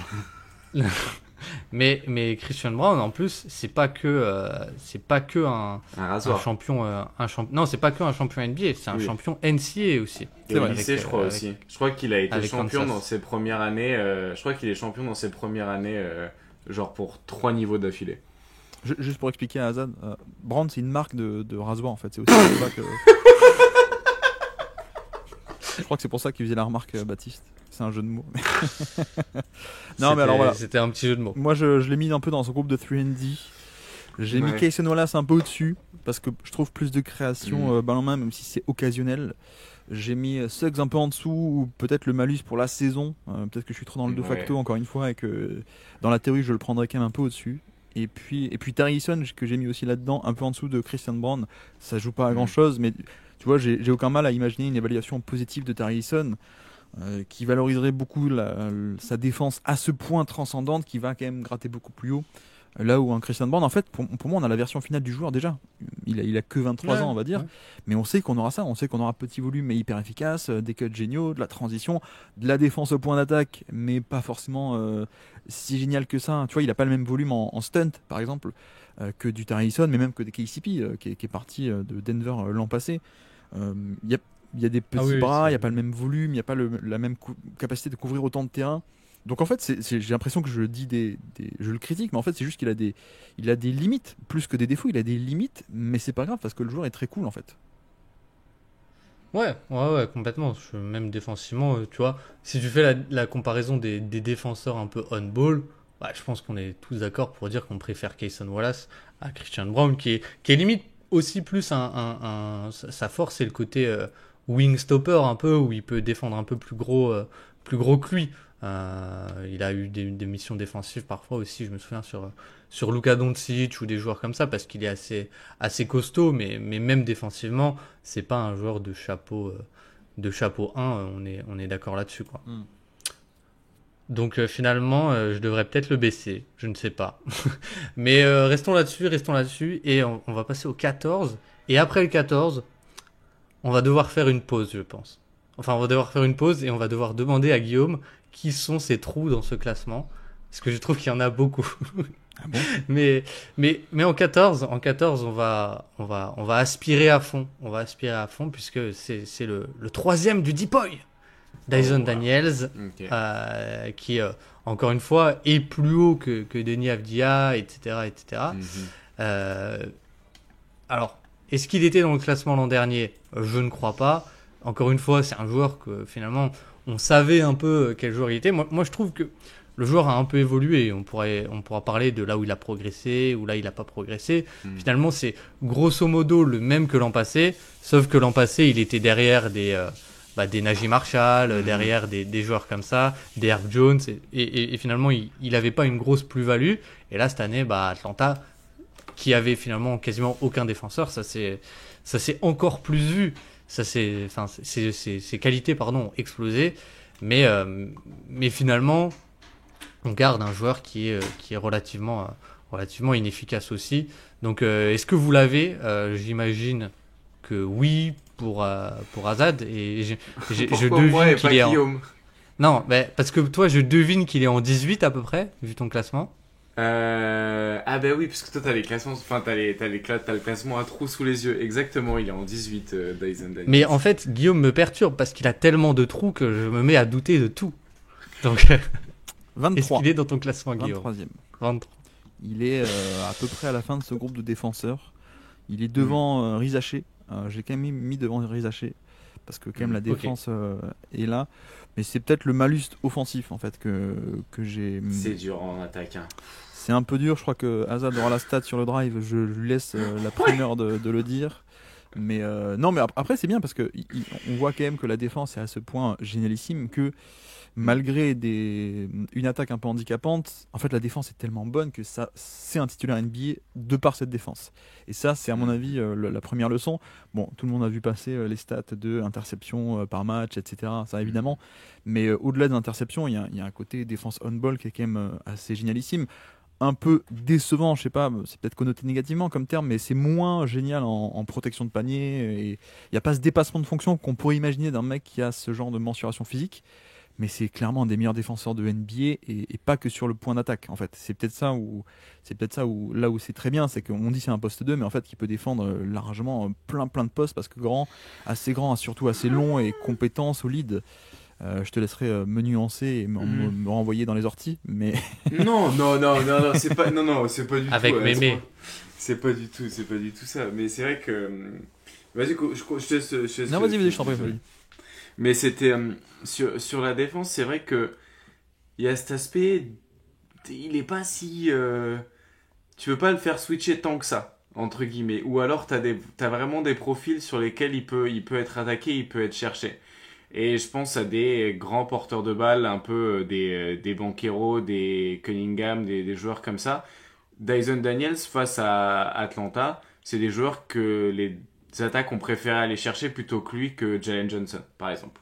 Oui, mais après, Banchero, personne peut défendre sur Banchero aussi, je veux dire. Oui, mais c'est quand même... Bah oui, mais du coup, il aurait pu attaquer Jalen Johnson et il cherchait le switch sur Dyson Oui, Daniels, c'est vrai. pareil avec Cunningham, parce que du coup, c'est vrai que physiquement, je trouve qu'il a pas un centre de gravité si bas et il est pas si large et épais, ce qui fait que t'as cet aspect je le préfère quand même largement sur des postes 1-2 que face à des postes 3-4 entre guillemets. Et je trouve que ce qui fait sa force justement face à des joueurs qui sont plus rapides que lui, c'est sa largeur, sa longueur tentaculaire. Mais je trouve que physiquement, il y a aussi entre guillemets des limites de son aspect très fin, son grand centre de gravité assez haut et de ses mensurations très longues entre guillemets. Il n'y a pas non plus c'est pas un défenseur, comment dire, c'est pas qu'il est pas, il est pas parfait dans le sens, il peut pas défendre de 1 à 5 quoi. Et il peut même pas vraiment défendre de 1 à 4 quoi. C'est marrant, j'avais un peu une nuance de l'autre côté, moi. Je trouve Ok. que parfois les appuis contre du petit très explosif, il peut un peu se faire avoir, je trouve. Ok. Mais je suis un peu plus chaud que toi sur le côté un peu puissance et long bras. Mais en fait, les bras font aussi que tu peux un peu monter en poste. Et comme j'aime un peu plus la solidité. Mais après, bon, voilà, tu parles d'un Banchero. Banchero est très solide. Et bah oui, plutôt que d'affronter le tank qui est Jalen Johnson, il préfère aller chercher un Daniels, effectivement. Mais oui. Mais après, c'est que des. On est un peu dans la nuance défensive. Le problème, plutôt le point de bascule, c'est l'attaque, quoi. C'est à quel point. Tu l'as pas dit, la stat des drives, je t'en prie. Non, mais là, tu vois, n'empêche, ce qui est intéressant dans cette conversation, c'est de se dire que même un joueur qui est présenté comme meilleur intercepteur, défenseur sur ballon, implacable et tout, et en fait, toi comme moi, on a des nuances, et en plus, c'est pas les mêmes, du coup, ça prouve bien que même défensivement, entre guillemets, déjà, personne n'est parfait, et lui le premier. Et après, en attaque, imaginons qu'on ait 84 joueurs qui aient fait plus de 8 drives par match cette saison. Si on en avait 84, Dyson Daniels serait 84e en termes d'efficacité sur drive. Voilà, un petit peu. C'est celle-là la stat, c'est 0,95. Donc c'est moins qu'Isaiah Collier. Pour ceux qui ont vu Isaiah Collier c'est moins que. C'est pas bon signe. C'est moins que Kuminga, c'est moins que Dejounte Murray sur drive. Donc voilà un petit peu. Et c'est vrai que c'est quand même sa saison la plus efficace en carrière. Et oui, et pourquoi ? Parce qu'en fait, il a aussi un peu délaissé le 3 points. Si tu regardes un peu les stats, c'est qu'en termes de fréquence, il est passé de 40% sur ses 2 premières saisons à 23% à 3 points. Et finalement, il y a 76%, si mes calculs de tête sont bons, qui viennent 76% de ses tirs, qui viennent soit du panier, soit de la zone des flotteurs où il aime bien s'arrêter. Le problème, c'est que il est pas si mauvais, mais c'est pas élite non plus. Je pense qu'il n'y a pas un toucher de balle génial, et puis ça se voit dans les lancers francs aussi. Et il est à combien au lancer franc ? 59% cette saison. C'est quand même pas beaucoup quand en plus les 2 premières il est à 63. Et finalement, il y a un joueur qui fait sa meilleure saison en carrière, mais qui reste inefficace malheureusement. Tu veux dire que les Pelicans ont gagné le trade des Dejounte Murray, c'est ça ? Ah, ça je laisse à ça. C'est ça que tu expliques, hein. Baptiste, on est d'accord, il a dit ça. Hein. Il a dit ça, c'est ce qu'il a dit. Non, mais le côté toucher de balle, là où je te rejoins, Baptiste, c'est qu'en plus, tu parlais du drive, Azad, mais je crois qu'avec Baptiste, on avait parlé en début de saison de ce côté sur drive, il aime bien faire un peu un spin move flotteur, quoi, plutôt qu'aller directement jusqu'au panier, parce qu'il peut pas aller jusqu'au panier en termes d'explosivité, etc. Et c'est vrai que il prend quand même beaucoup de flotteurs et il n'y a pas forcément ce toucher pour les mettre, quoi, avec un taux qui est génial. Après, il y a quand même la valeur du passing, peut-être, fluidification de jeu, un peu ce truc-là qui est cool. Mais c'est vrai qu'il y a un tel gap entre finalement la défense qui peut être excellente et finalement le compromis offensif que j'imagine qu'on peut avoir de très grands écarts d'évaluation entre les deux, finalement. Entre des gens qui vont avoir une pondération telle ou telle qualité et une évaluation positive et d'autres un peu plus moyenne ou négative. J'imagine qu'on peut se retrouver avec des 15 places d'écart, en fait. Ouais, bah c'est pas le cas, mais quasiment avec le vote du public, mais ce qui veut dire qu'il y en a qui l'ont peut-être pas mis dans leur top et il y en a qui l'ont sans doute mis plus haut, etc., etc. Mais pardon, qu'est-ce que je voulais dire? Oui, ce qui est un peu décevant cette saison, je trouve, c'est quelque chose qui me plaisait bien dans la théorie, c'est le côté aussi poseur d'écran pour Trae Young, etc. Et finalement ça, je trouve qu'on l'a vraiment pas beaucoup vu à Atlanta et même sur le côté passing finalement, je pense que c'est un bon passeur, mais j'ai l'impression que il y avait moyen d'en faire, il y a moyen d'en faire encore plus quoi sur le côté responsabilisation en termes de connecteurs, etc. etc. quoi. Le truc, c'est que comment tu veux qu'il pose des écrans alors qu'il y a une raquette où il y a Jack Capella dans la raquette et Jalen Johnson dans la raquette. C'est ça. Quoi. Donc c'est question aussi peut-être d'optimisation et je veux bien dire. Dans la théorie du joueur, on peut l'imaginer poseur d'écran et voilà. Mais non, après, je voulais dire aussi à Azad, moi je l'ai quand même trouvé très bon, Dyson sur le parquet cette année. Par rapport à l'aspirateur, si jamais. Par rapport à... Ah oui. Ouais, bah non, mais c'est... Moi, j'adore les jeux. Compris ou pas je trouve ça fantastique que le mec s'appelle Dyson et que ce soit le meilleur intercepteur de NBA. Comme quoi, il y a vraiment Et il a quand même réussi une perf cette saison. Il a battu Caruso en steal percentage. Oui. Donc, quand même, hein, 3,7%. Il faut savoir que aspirateur à ballon, hein, c'est Azad qui l'a inventé en 2016 hein, sur Dyson Daniels. Quand voilà, mais c'est lui qui a la primeur. Je l'ai breveté en même temps que les aspirateurs sans fil en fait. On a fait un prix de groupe justement pour pas que ce soit trop compliqué. Est-ce qu'il n'y aurait pas moyen d'avoir un sponsor Darty pour cet épisode vu qu'on enchaîne Brown et Dyson là juste à l'instant, je ne sais pas. Premier épisode monétisé de l'histoire du Dreamcast Show par Darty. Je vous enverrai votre virement. Ouais, bah oui, tu y penseras, ouais, parce que là... Votre part, ouais. Et on passe en 13ème, ça vous va? Allez, vas-y, c'est parti. En fait, pour moi, j'ai l'impression quand même... le top 13, j'ai du mal à imaginer quelqu'un qui n'est pas dans le classement, d'accord? Qui n'est pas dans notre top. Ah. Donc il y a 13 joueurs. Il y a 13 problème. Oui, il m'en reste 14. Qui est de taille en plus. Attends, mais moi... Ah non, c'est bon. Moi, il m'en reste Guillaume, 13, il reste 14 places. Donc il y a forcément quelqu'un qui est dans le classement chez Guillaume, qui n'est pas dans le classement ni chez moi, ni chez Azad, ni chez les auditeurs. Qu'est-ce que t'as fait, Guillaume? Je suis en train de stresser là. Ah, purée. Oh putain, le con. Je crois qu'il a mis un mec de 2000. Aïe. Bon, écoute, je te laisse retravailler ton classement. Non. En attendant, attends, mais tu peut me fais stresser depuis tout à l'heure, donc je viens enfin de trouver, effectivement, Devin Vassell est né en 2000 et pas en 2001. Bon, ben voilà, ça répond à ta question. Ça répond à ta question. Ouf, ok. Bon, bah, tu pourras réfléchir pour le prochain épisode qui tu fais monter, quel 26e tu fais rentrer en 25, etc. Bah, tu vois, du coup, je l'avais autour de 15-16, donc on peut bumper tout le monde d'une place. Et qu'est-ce qui était 26e chez moi? C'était Jalen Duren ou un truc comme ça, voilà, à peu près. Et l'entrée de Jalen Duren sous les applaudissements nombreux, ovations. Je stressais, moi, j'avais peur d'être celui qui avait oublié j'avais peur d'être celui qui avait oublié quelqu'un. Bon. Merci. Et du coup, en 13ème, bah, écoutez, c'est aussi un joueur des Hawks, donc c'est aussi Jalen Johnson, d'ailleurs dont tu avais parlé en 2008 à Azad, je crois. Oui, tout à fait, ouais. Quand il était sage-femme à l'époque, c'est lui qui l'a mis. J'ai vu la Jalen Johnson. Ouais. Jalen Johnson qui, juste pour dire, l'année dernière, je vous dis juste la place où il était chez nous, entre guillemets, et évidemment, je ne le retrouve plus. 22e chez Azad. Waouh. 17e chez Guillaume. Bah oui. Et 19e chez moi. Okay. Donc, Azad, c'est toi quand même. Tu as été dur avec ton propre fils. Oui. Qu'est-ce qu'il fait à part à la QV? Qu'est-ce qui fait qu'il monte de je ne sais pas combien de places? Et de combien de places il monte, tout simplement? Moi, je l'ai 14e. Vous l'avez combien, vous? 14. Je l'ai 12. Ok. Tu l'as juste devant Dani Avdija du coup. Ah non, tu l'as juste derrière. Non, devant Deni Avdija, tout à fait, devant Deni Avdija. Okay. Ah oui, pardon, derrière, pardon. Deni Avdija est devant. Ok. Ouais, j'ai un mec entre les deux, mais sinon c'est à peu près la même logique, je pense. Il y a un peu... je vais devoir en parler 2 fois aujourd'hui, du coup, parce qu'on a un petit épisode sur les Hawks après. Mais du coup, Jalen Johnson.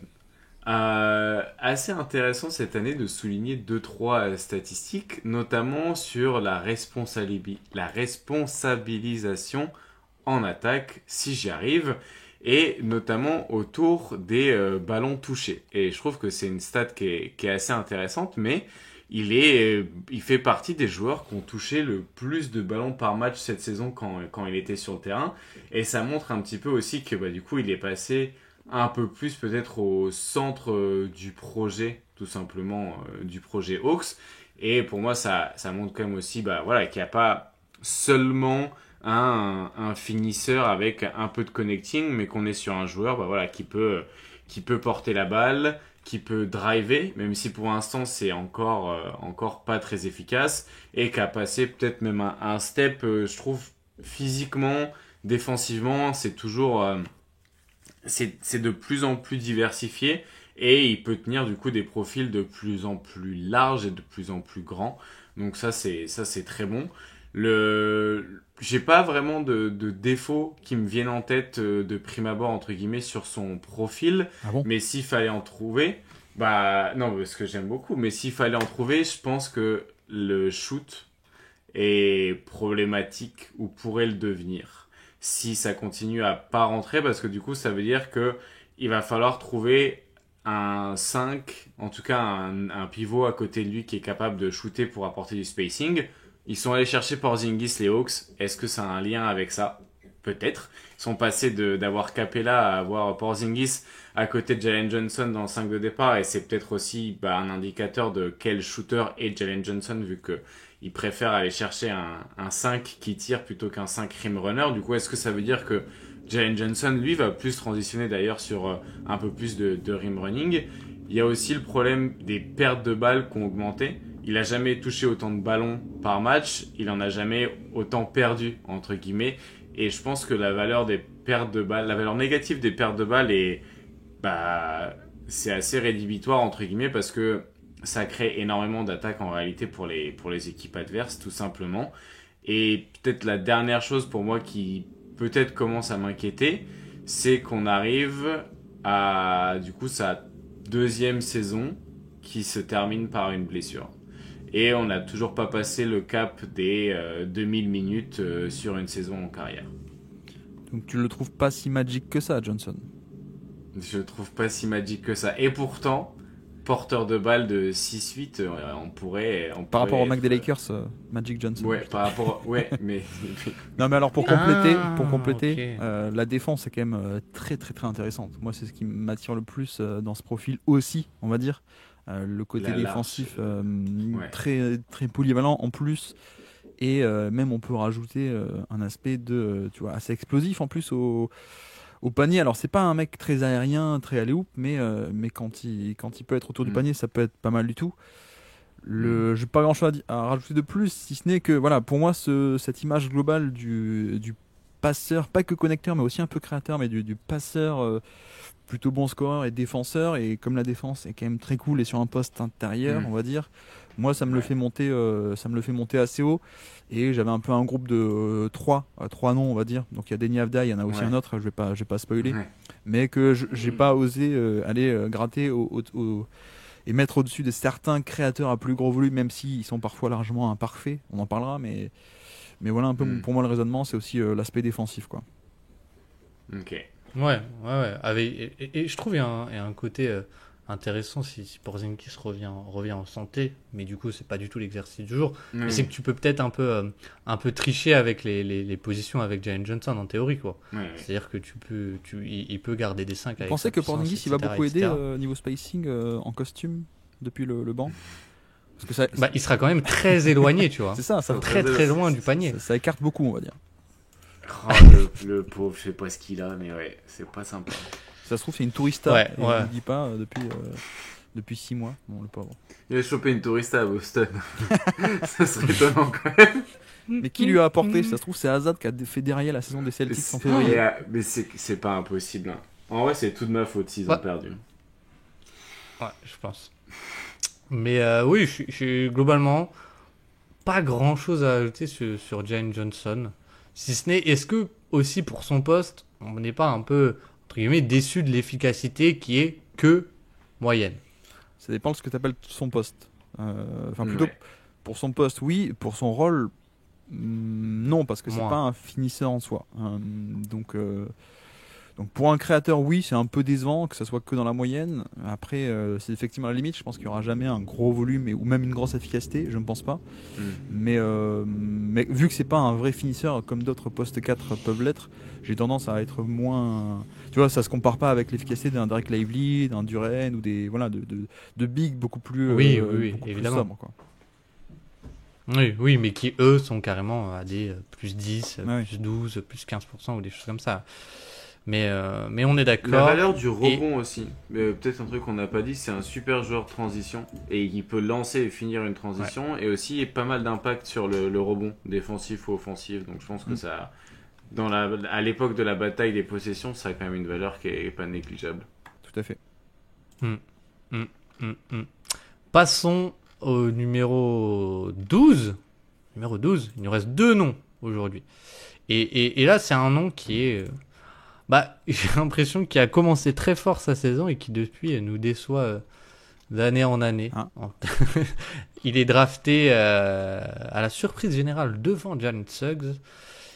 C'est notre ami Scottie Barnes. Scottie Barnes qui quand même ce qui est malheureusement un peu triste, c'est que il est passé de 98 de True Shooting Plus, donc quasiment la moyenne, à 91, donc là on est devenu carrément inefficace. Est-ce que tu peux décrire ses 2 premières saisons en carrière aussi?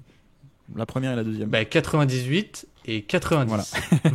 Vraiment, 98, 90, 98, 91. Donc où est la vraie valeur de Scottie Barnes et quelle est la valeur dans ce classement? Pour moi, elle est défensive, d'abord et avant tout, même si dans ce qu'on a eu pour de vrai cette saison, peut-être que plus tu as de responsabilité offensive, plus tu es dans une équipe un peu nulle, moins tu vas avoir ça. Mais je m'accroche toujours un peu à cette idée que c'était il n'y a pas longtemps. On l'a vu quand même être un couteau suisse défensif de très bon niveau, qui, je crois que je le répète à chaque fois, mais qui, sur une série de playoffs, a défendu sur Joel Embiid et sur Harden. C'est quand même, ça montre quand même le spectre de polyvalence. Ça, plus le playmaking défensif, il est quand même assez bon sur ce côté et bloc et interception. Donc il y a cette valeur-là. Et moi, la déception, moi il est 15e. 15e chez moi. Donc on va dire que c'est chez les créateurs, c'est celui qui est tout en dessous. Il est devant Josh Giddey quand même, mine de rien. Mais tu vois, j'ai quand même fait passer des Denny Avdia, Jalen Johnson et même Walker Kessler. Mais Kessler, c'est valeur haute, on a dit. Mais j'ai fait passer des Avdia et Johnson devant Scottie Barnes parce que moins de création, mais quand même plus de rentabilité au final. Et on parle pas d'un mec qui est à moins 2, moins 3% par rapport à la moyenne. On est à moins 10, ça me dérange un peu. Et ce qui me dérange, c'est que je sais que c'est pas une sous-chauffe, quoi. C'est pas genre, je suis très bon dans le jeu, mais je suis juste catastrophique à 3 points pour cette année. Alors je crois que c'est le cas. Je crois qu'il est pas très bon à 3 points cette année. Mais au-delà de ça, il y a aussi des limites en termes de drive. C'est pas la folie, parce qu'il a pas le drive de ses mensurations physiques. On dirait que c'est un gros driver. Et en fait, non, il est assez soft en termes de. C'est plutôt un joueur en finesse. On va dire qu'il aime bien aller sur ses spots à 3-4 mètres du panier, prendre le pull-up ou le flotteur. Donc, pour moi, il y a le playmaking défensif, il y a la défense de polyvalence, on et off ball. Il y a le passing aussi, c'est un plutôt bon passeur, même si c'est pas non plus chapeau. Mais le scoring un si gros volume me le fait un peu le descendre, ou plutôt penser que la valeur est quand même moins grande que pour d'autres, parce qu'il y a quand même un peu une fuite de valeur de par cette inefficacité, grosso modo, pour le profil de Scottie Barnes, quoi. Et un truc qui est pour moi super révélateur de tout ça, c'est comme tu as dit, c'est un peu la déception, c'est le côté drive finalement, et le côté star qui, j'ai un peu du mal à y croire, de plus en plus de mal à y croire. Et pour moi, il est vraiment collé à Jalen Johnson. Je l'ai mis devant au final. Donc, j'ai mis devant Jalen Johnson, mais J'aurais pu complètement mettre Jalen Johnson, enfin inverser quoi, et Jalen Johnson devant, mais sur le côté drive, t'as un joueur qui, bah, comme tu as dit aussi, en fait, c'est un peu comme Dyson Daniel, s'arrête beaucoup sur le mi-distance et sur le flotteur ou sur des choses comme ça, parce il est un peu pâteau et pas du tout explosif aussi sur la fin de son drive, et qui en plus, depuis, enfin, qui essaye un peu de développer son mi-distance, et au final, t'as un joueur qui prend 47% de ses tirs à mi-distance. C'est un peu, enfin, c'est énorme et c'est très décevant quand tu regardes un peu ce que tu projetais aussi au moment de sa draft ou de son année rookie, où tu vois, tu préfères largement peut-être avec lui un rôle un peu plus sobre pour reprendre tes termes, mais c'est un peu, ouais, c'est un peu la déception de ce côté-là malgré tout. Comme tu l'as dit, c'est un super passeur. Moi, j'adore vraiment son passing avec Scottie Barnes. Et il y a le côté défensif qui est théoriquement qui devrait être là, en plus dans une défense de Toronto qui est un peu intéressante parfois. Mais Azad, qu'est-ce que t'en as fait de Ouais, bah moi Scottie? je l'ai mis 13e. Donc voilà. Putain, il se ressemble vachement nos classements hein, Entre, bah, pour l'instant. Là.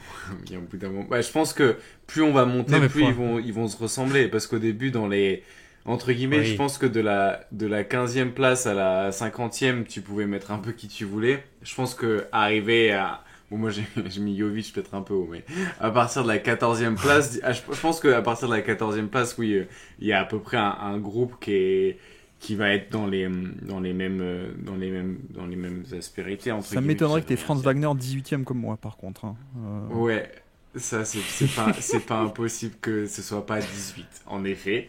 Après Guillaume, je pense que toi quand même, t'as quand même Banchero dans ton classement, au contraire d'Azad, mais En fait, Azad, c'est la version de moi, mais qui est beaucoup trop exagérée, tu vois, sur les... C'est une caricature. Oh là là. Terrible. Non, oh, enfin, après, est-ce que c'est si une mauvaise chose d'être une caricature de Guillaume? Je sais pas, au final. Est-ce que je suis une caricature ou est-ce que je Non, m'inspire mais moi juste ça me des va, parce meilleurs? que moi je passe Ça... pour le mec nuancé, et mes avis Oui. s'expriment à travers toi, en plus, secrètement, donc... je suis le haut-parleur, je suis le C'est speaker, mon proxy, en fait, c'est mon genre. proxy, ouais. Du coup, le proxy a mis Scottie Barnes 13e. Et bon, vous avez parlé beaucoup de ses défauts et de ses limites. Guillaume a parlé de sa défense, donc je vais pas en reparler. Moi, ce que j'aime beaucoup, quand même, c'est son passing. Ouais. Donc, voilà. c'est ce Oui. que j'ai Et dit. Baptiste a dit, hein. Moi j'ai écouté, mais... Ok, bon, je retrouvais qu'on en avait pas assez dit. Et Bah redis-le. non, non, mais pour moi, c'est la diversité du passing qui fait énormément de valeur, parce que j'ai l'impression que il y a beaucoup de choses à aller en extraire, entre guillemets, dans une équipe qui sera plus compétitive. Le problème, c'est que je pense que le contexte est tellement... En fait, je pense que c'est la pire version qu'on peut avoir de lui, parce que je vois pas pire contexte, entre guillemets. Ils lui foutent quand même RJ Barrett dans les baskets, et maintenant ils rajoutent Brandon Ingram, fantastique. Et vraiment, le contexte pour moi est le pire. Et pour moi, le passing, la lecture de jeu, le playmaking défensif, la switchabilité et toutes ces choses-là en font un joueur génial.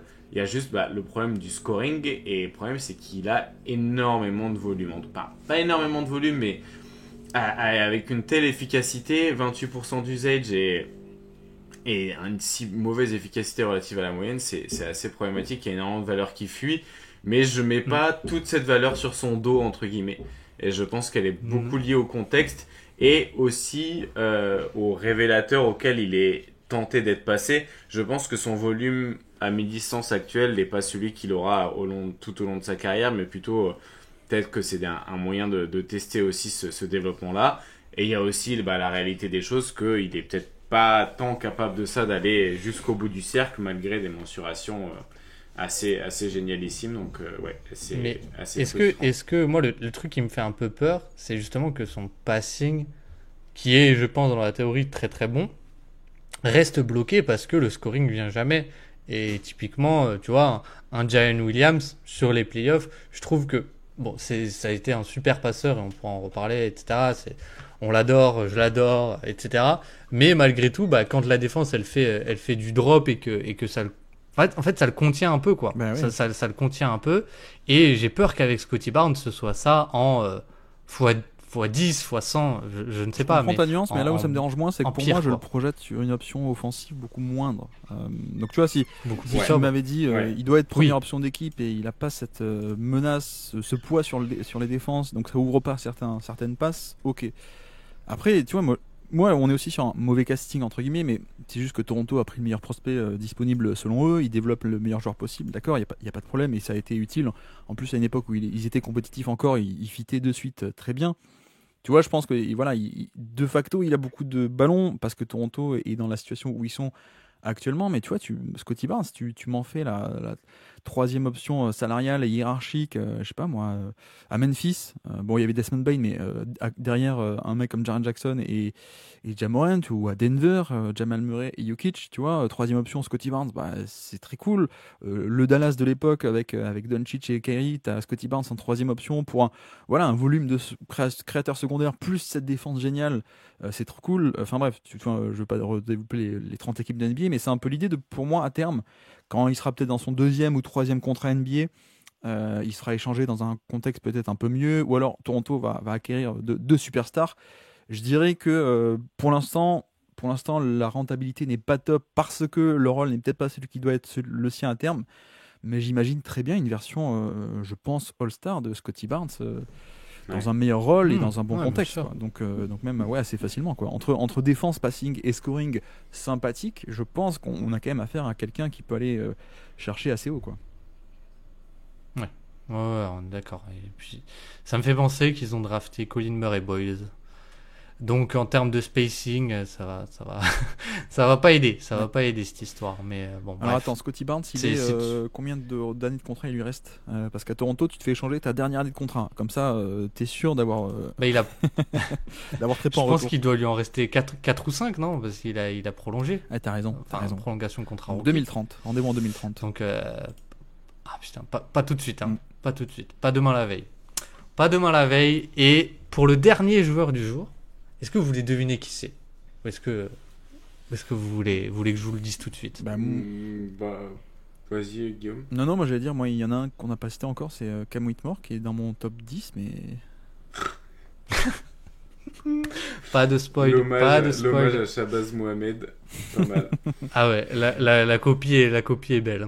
Non, alors, c'est un joueur qui va faire débat, j'en suis sûr. Mais c'est Franz Wagner, voilà, arrêtons le suspense pour rien. Franz Wagner qui était 12e l'année dernière chez Guillaume, 8e chez Azad et 11e chez moi, qui est donc 11e chez les auditeurs cette année. Azad, réaction. Où est-ce qu'il est? Ton fameux, vas-y. Azad, réaction. Tu nous le fais, le fameux. Je viens de réaliser. Oui, casse les couilles avec les travaux à côté là. Je viens de réaliser que j'avais fait perdre une place par rapport à l'année dernière. Non, mais on veut le oh wow, nous. Donc, on veut le oh wow. Mais j'ai pas un temps à oh wow que ça. Alors vas-y, Baptiste, dis sa place, c'est Azad, il fait le oh wow. Vas-y. Baptiste, combien il est chez les auditeurs? Franz Wagner n'est pas dans le top 10 cette année. Ah waouh, parce qu'il a failli pas l'être chez moi non plus, finalement. Ah ouais. Dis-nous pourquoi alors. Dis-nous pourquoi il a perdu une place dans une cuvée plus faible. Il est 9e.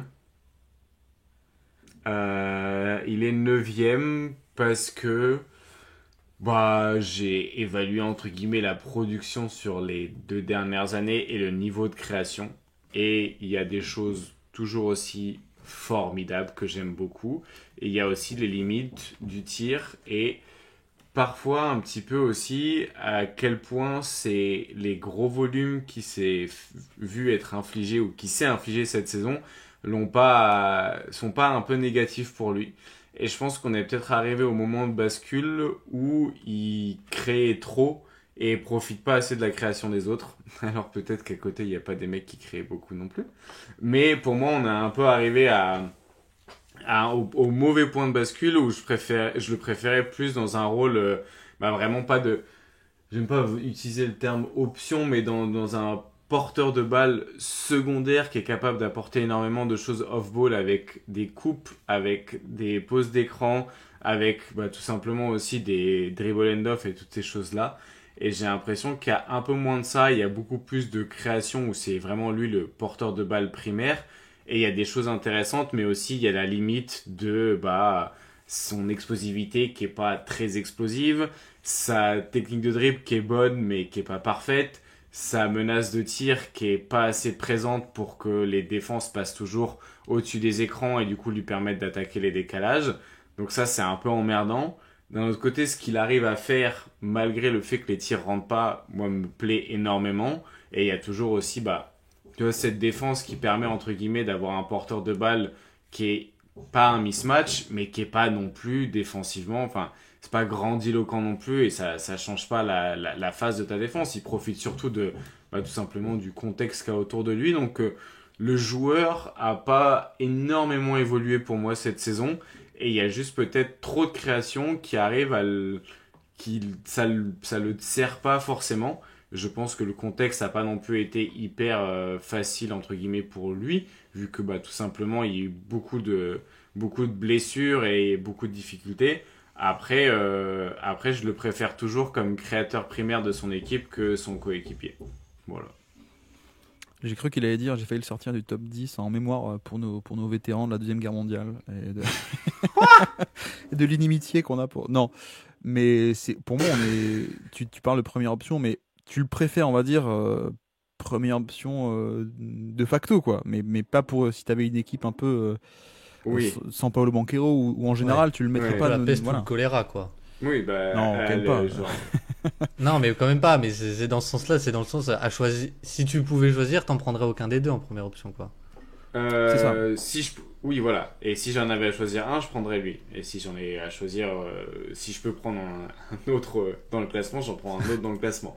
Mais par contre, je trouve que c'est là où il a énormément de valeur, c'est quand justement il a j'imagine que c'est quand il aura un créateur de qualité à côté de lui, parce qu'il y a énormément de choses intéressantes sur les capacités de lecture, et en plus, vu que c'est un joueur qui est capable quand même de créer son propre décalage pour aller au cercle, si tu as un joueur qui a un minimum de gravité à côté de lui, ça serait quand même fantastique, quoi. Et le problème, c'est qu'il joue dans un spacing qui est très mauvais aussi. Après, c'est les mêmes excuses que je lui trouve là, qu'on va trouver aussi à Paolo Banchero. Je trouve quand même que l'attaque tout simplement tourne mieux avec lui, parce qu'il y a plus de mouvement, il y a plus de passing. Il n'y a pas plus de passing dans le sens où c'est un meilleur passeur, mais c'est un passeur plus volontaire. Je pense que Paolo Banchero est un meilleur passeur intrinsèque, entre guillemets, sur ce qu'il peut faire en termes de passing, parce qu'aussi il y a plus de gravité aussi du scoring de Banchero. Mais le passing de Franz Wagner et la dynamisme qu'il offre avec et sans ballon est pour moi plus intéressante collectivement. Que dire ? Et quand tu dis ça, c'est aussi, tu préfères, mais c'est aussi entre guillemets les chiffres préfèrent ça. Mais bon, bref, ça c'est peut-être un autre débat. Mais moi, ce que je trouve cool avec lui, c'est le côté aussi polyvalence offensive. Je trouve que, tu vois, c'est un des meilleurs, entre guillemets, une des meilleures stars en termes de poseur d'écran, de choses comme ça aussi. Mais il y a un truc qui me pose question, c'est le niveau du jump shot. Ouais. J'ai du mal à projeter le vrai niveau du jump shot de Franz Wagner. C'est difficile. Après, là, cette année, il a augmenté vraiment le volume de pull-up. Et je pense que ça l'a pas forcément servi. Il y a quand même... Putain, j'ai envie d'y croire, parce qu'il y a 87% de réussite au lancer franc cette année, 85% l'année dernière, et enfin sur les 2 premières saisons c'est 85 aussi. Le jump shot semble... La mécanique, le process des jump shots me semble bonne, mais parfois en fait c'est peut-être la qualité des jump shots qu'il prend qui est mauvaise. Et je me demande à quel point l'inefficacité du jump shot vient pas plus de sa sélection de jump shot que du tir en lui-même. Je pense que pour moi c'est un bon jump shooter, mais qui n'a pas une portée de tir qui va jusqu'à 3 points. En fait, à mon sens, c'est un peu aussi simple que ça. C'est-à-dire que d'un point de vue de sa mécanique, il est très à l'aise, et depuis toujours, sur le long 2. Mais voilà, t'as des mecs comme ça qui ont un tir assez plat, ou la mécanique est un peu limitée, bref. Et donc, on est sur un vrai bon jump shooter de long 2, de mi-distance. Mais c'est vrai que ça va pas totalement jusqu'à 3 points, et le catch and shoot étant aussi un exercice mécaniquement différent du pull-up, c'est pas exactement les mêmes mécaniques. C'est pas non plus un mec qui est très bon en catch and shoot à 3 points non plus, tu vois. Donc, non, moi, c'est un peu là-dessus où il y a quand même beaucoup de trucs à aimer et à un peu moins aimer chez Wagner. On aime bien tous la polyvalence. Cela dit, le côté création, on est d'accord pour dire qu'il n'est pas chapeau 1 ni en scoring ni même en passing, même si le passing est très très sympa. Hein. Pour le coup, moi, tu vois, tu parlais du passing de Banchero qui est meilleur. Je trouve que sur des sets un peu classiques de pick and roll, par exemple, je pense que je préfère Franz sur du pick and roll du 2 contre 2, quoi, pour le coup. Même si Paolo a plus de driving kick et ce genre de choses. Mais voilà, c'est peut-être pas un chapeau en création, balle en main. Donc on pourrait dire oui, mais en deuxième ou troisième option, c'est très cool. Mais quid de sa valeur un peu off-ball, justement, quand tu le mets à côté d'un autre créateur. Alors là, c'est Banchero, et du coup, on fait un peu un duel des deux, parce que Banchero a parfois un peu des défauts aussi. Mais imaginons que tu le mettes à côté de Luka Doncic, par exemple, ou de n'importe qui. Enfin, tu vois, le duo avec Luka Doncic, sur le papier, si on faisait le podcast, Franz Wagner échangeait, j'allais dire à Denver, non, aux Lakers pour jouer à côté de Doncic. On se dirait nous-mêmes les premiers, ouais, mais alors c'est vrai que le spacing est peut-être pas top entre les deux et tout, donc polyvalence oui, mais même là-dessus je me dis peut-être que je ne sais pas. Mais après bonne défense aussi, hein, même très très bonne défense cette année que j'ai beaucoup aimé. Je crois que je t'en ai pas trop parlé, mais la défense de cette année je trouvais très bonne, même plus que ce que j'aurais pu penser. Où par le passé on l'a vu un peu avec des appuis un peu pâteaux parfois, où il peut être un peu vulnérable à des mecs un peu explosifs. Là je trouve que c'était bonne saison défensive, bonne saison de création, juste le scoring qui est un peu en dessous, donc moi je l'ai 8ème.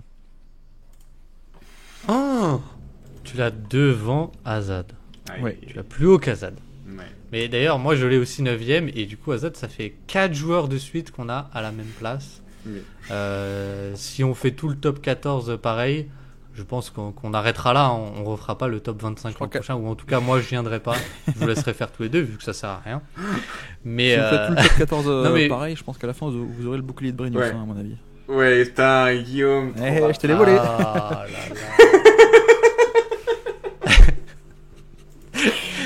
Mais je sais plus ce que je voulais dire, mais oui, je suis d'accord. Je trouve qu'il y a sur le passing, je sais pas si c'est une impression parce que quand Paolo était blessé, on a eu beaucoup de Wagner et du coup beaucoup de volume aussi. Mais moi j'avais la sensation aussi que sur ce petit stretch là où il y avait le match contre les Lakers, contre les Suns, et des trucs comme ça, qu'il y avait un peu une progression au passing, notamment comme tu as dit, tu vois, des pick and roll, des skip passes, des manipulations un peu visuelles, passer au-dessus, blablabla. Gestion du tempo, même, tu vois, un petit peu. C'est là où je trouve s'il a pas un physique entre guillemets hyper explosif pour prendre la défense de vitesse, mais c'est un joueur qui est capable de manipuler un petit peu la défense avec justement la position de son corps par rapport au ballon et la vitesse, comment il l'utilise, et par rapport au placement du défenseur. Donc c'est vrai qu'il y a beaucoup de choses qui vont très bien fonctionner dans un meilleur spacing aussi. Donc il y a énormément de quoi se projeter. Moi, voilà, comme dit Guillaume, le seul problème c'est que s'il y a des problèmes de spacing à Orlando, il en est la victime, mais il en est aussi un petit peu le coupable, entre guillemets. Pas seulement, ils le sont tous un petit peu, mais bon, il y a des bonnes choses. Et ces playoffs cette saison c'était quand même assez intéressant de voir les volumes que lui et aussi Banchero ont été capables d'encaisser pour aller quand même chercher un match contre Boston et produire des bonnes séquences, et surtout quand on sait que défensivement ils sont très responsabilisés, lui en particulier, ou sur Tatum ou sur Jaylen Brown, et être capable d'être impactant des deux côtés du terrain, c'est pas négligeable. Donc quand même un super joueur qu'on placera, un super joueur qui finit 8ème du coup chez Guillaume et 9ème chez Azad et chez moi-même. Et vas-y. Et je me posais la question, il est de quelle année ? Est-ce qu'il est de 2021 ou il est de 2022 ? 21. Il est donc c'est sa dernière année. De draft ? Non, 2001 je voulais dire. Moi je croyais la draft. Ok, oui, mais du coup il sera plus dans le classement l'année prochaine. Aïe, terrible. Il ne sera plus dans le classement l'an prochain, exactement. Et est-ce que du coup pour cette dernière année de Franz Wagner, il sera devant Paolo Banchero ou pas ? Réponse au prochain épisode, puisqu'il nous reste 10 joueurs à classer. Normalement c'est bon, c'est sûr, on a les 10 mêmes. En tout cas on les a peut-être pas dans le top 10, mais on a 10 trous dans nos classements. Ouais. Donc bon, t'es rassuré, il manque Oui, ça m'a beaucoup rassuré parce que... Mais non, parce que vous aviez tous les deux des trous, donc je me suis dit, c'est moi le con, quoi. J'ai oublié quelqu'un. Mais normalement, ça devrait le faire. Donc voilà, il nous reste plus qu'à classer ces 10 petits gars. Ouais. Enfin, petits. On verra s'ils sont si petits que ça. Ouais. Qui sera premier? Qui va prendre la place de... Je ne sais plus qui c'était, je crois qu'il y avait Zion qui était pas mal premier l'an dernier. Eh bien, réponse la semaine prochaine. Exactement. Et puis, merci tout simplement à vous deux. C'était très cool. Et je vous laisse... je vous laisse le mot de la fin. Quelqu'un veut le mot de la fin? Merci Darty. Merci Darty. Merci aux auditeurs. Et à la semaine prochaine. Ciao. Ciao.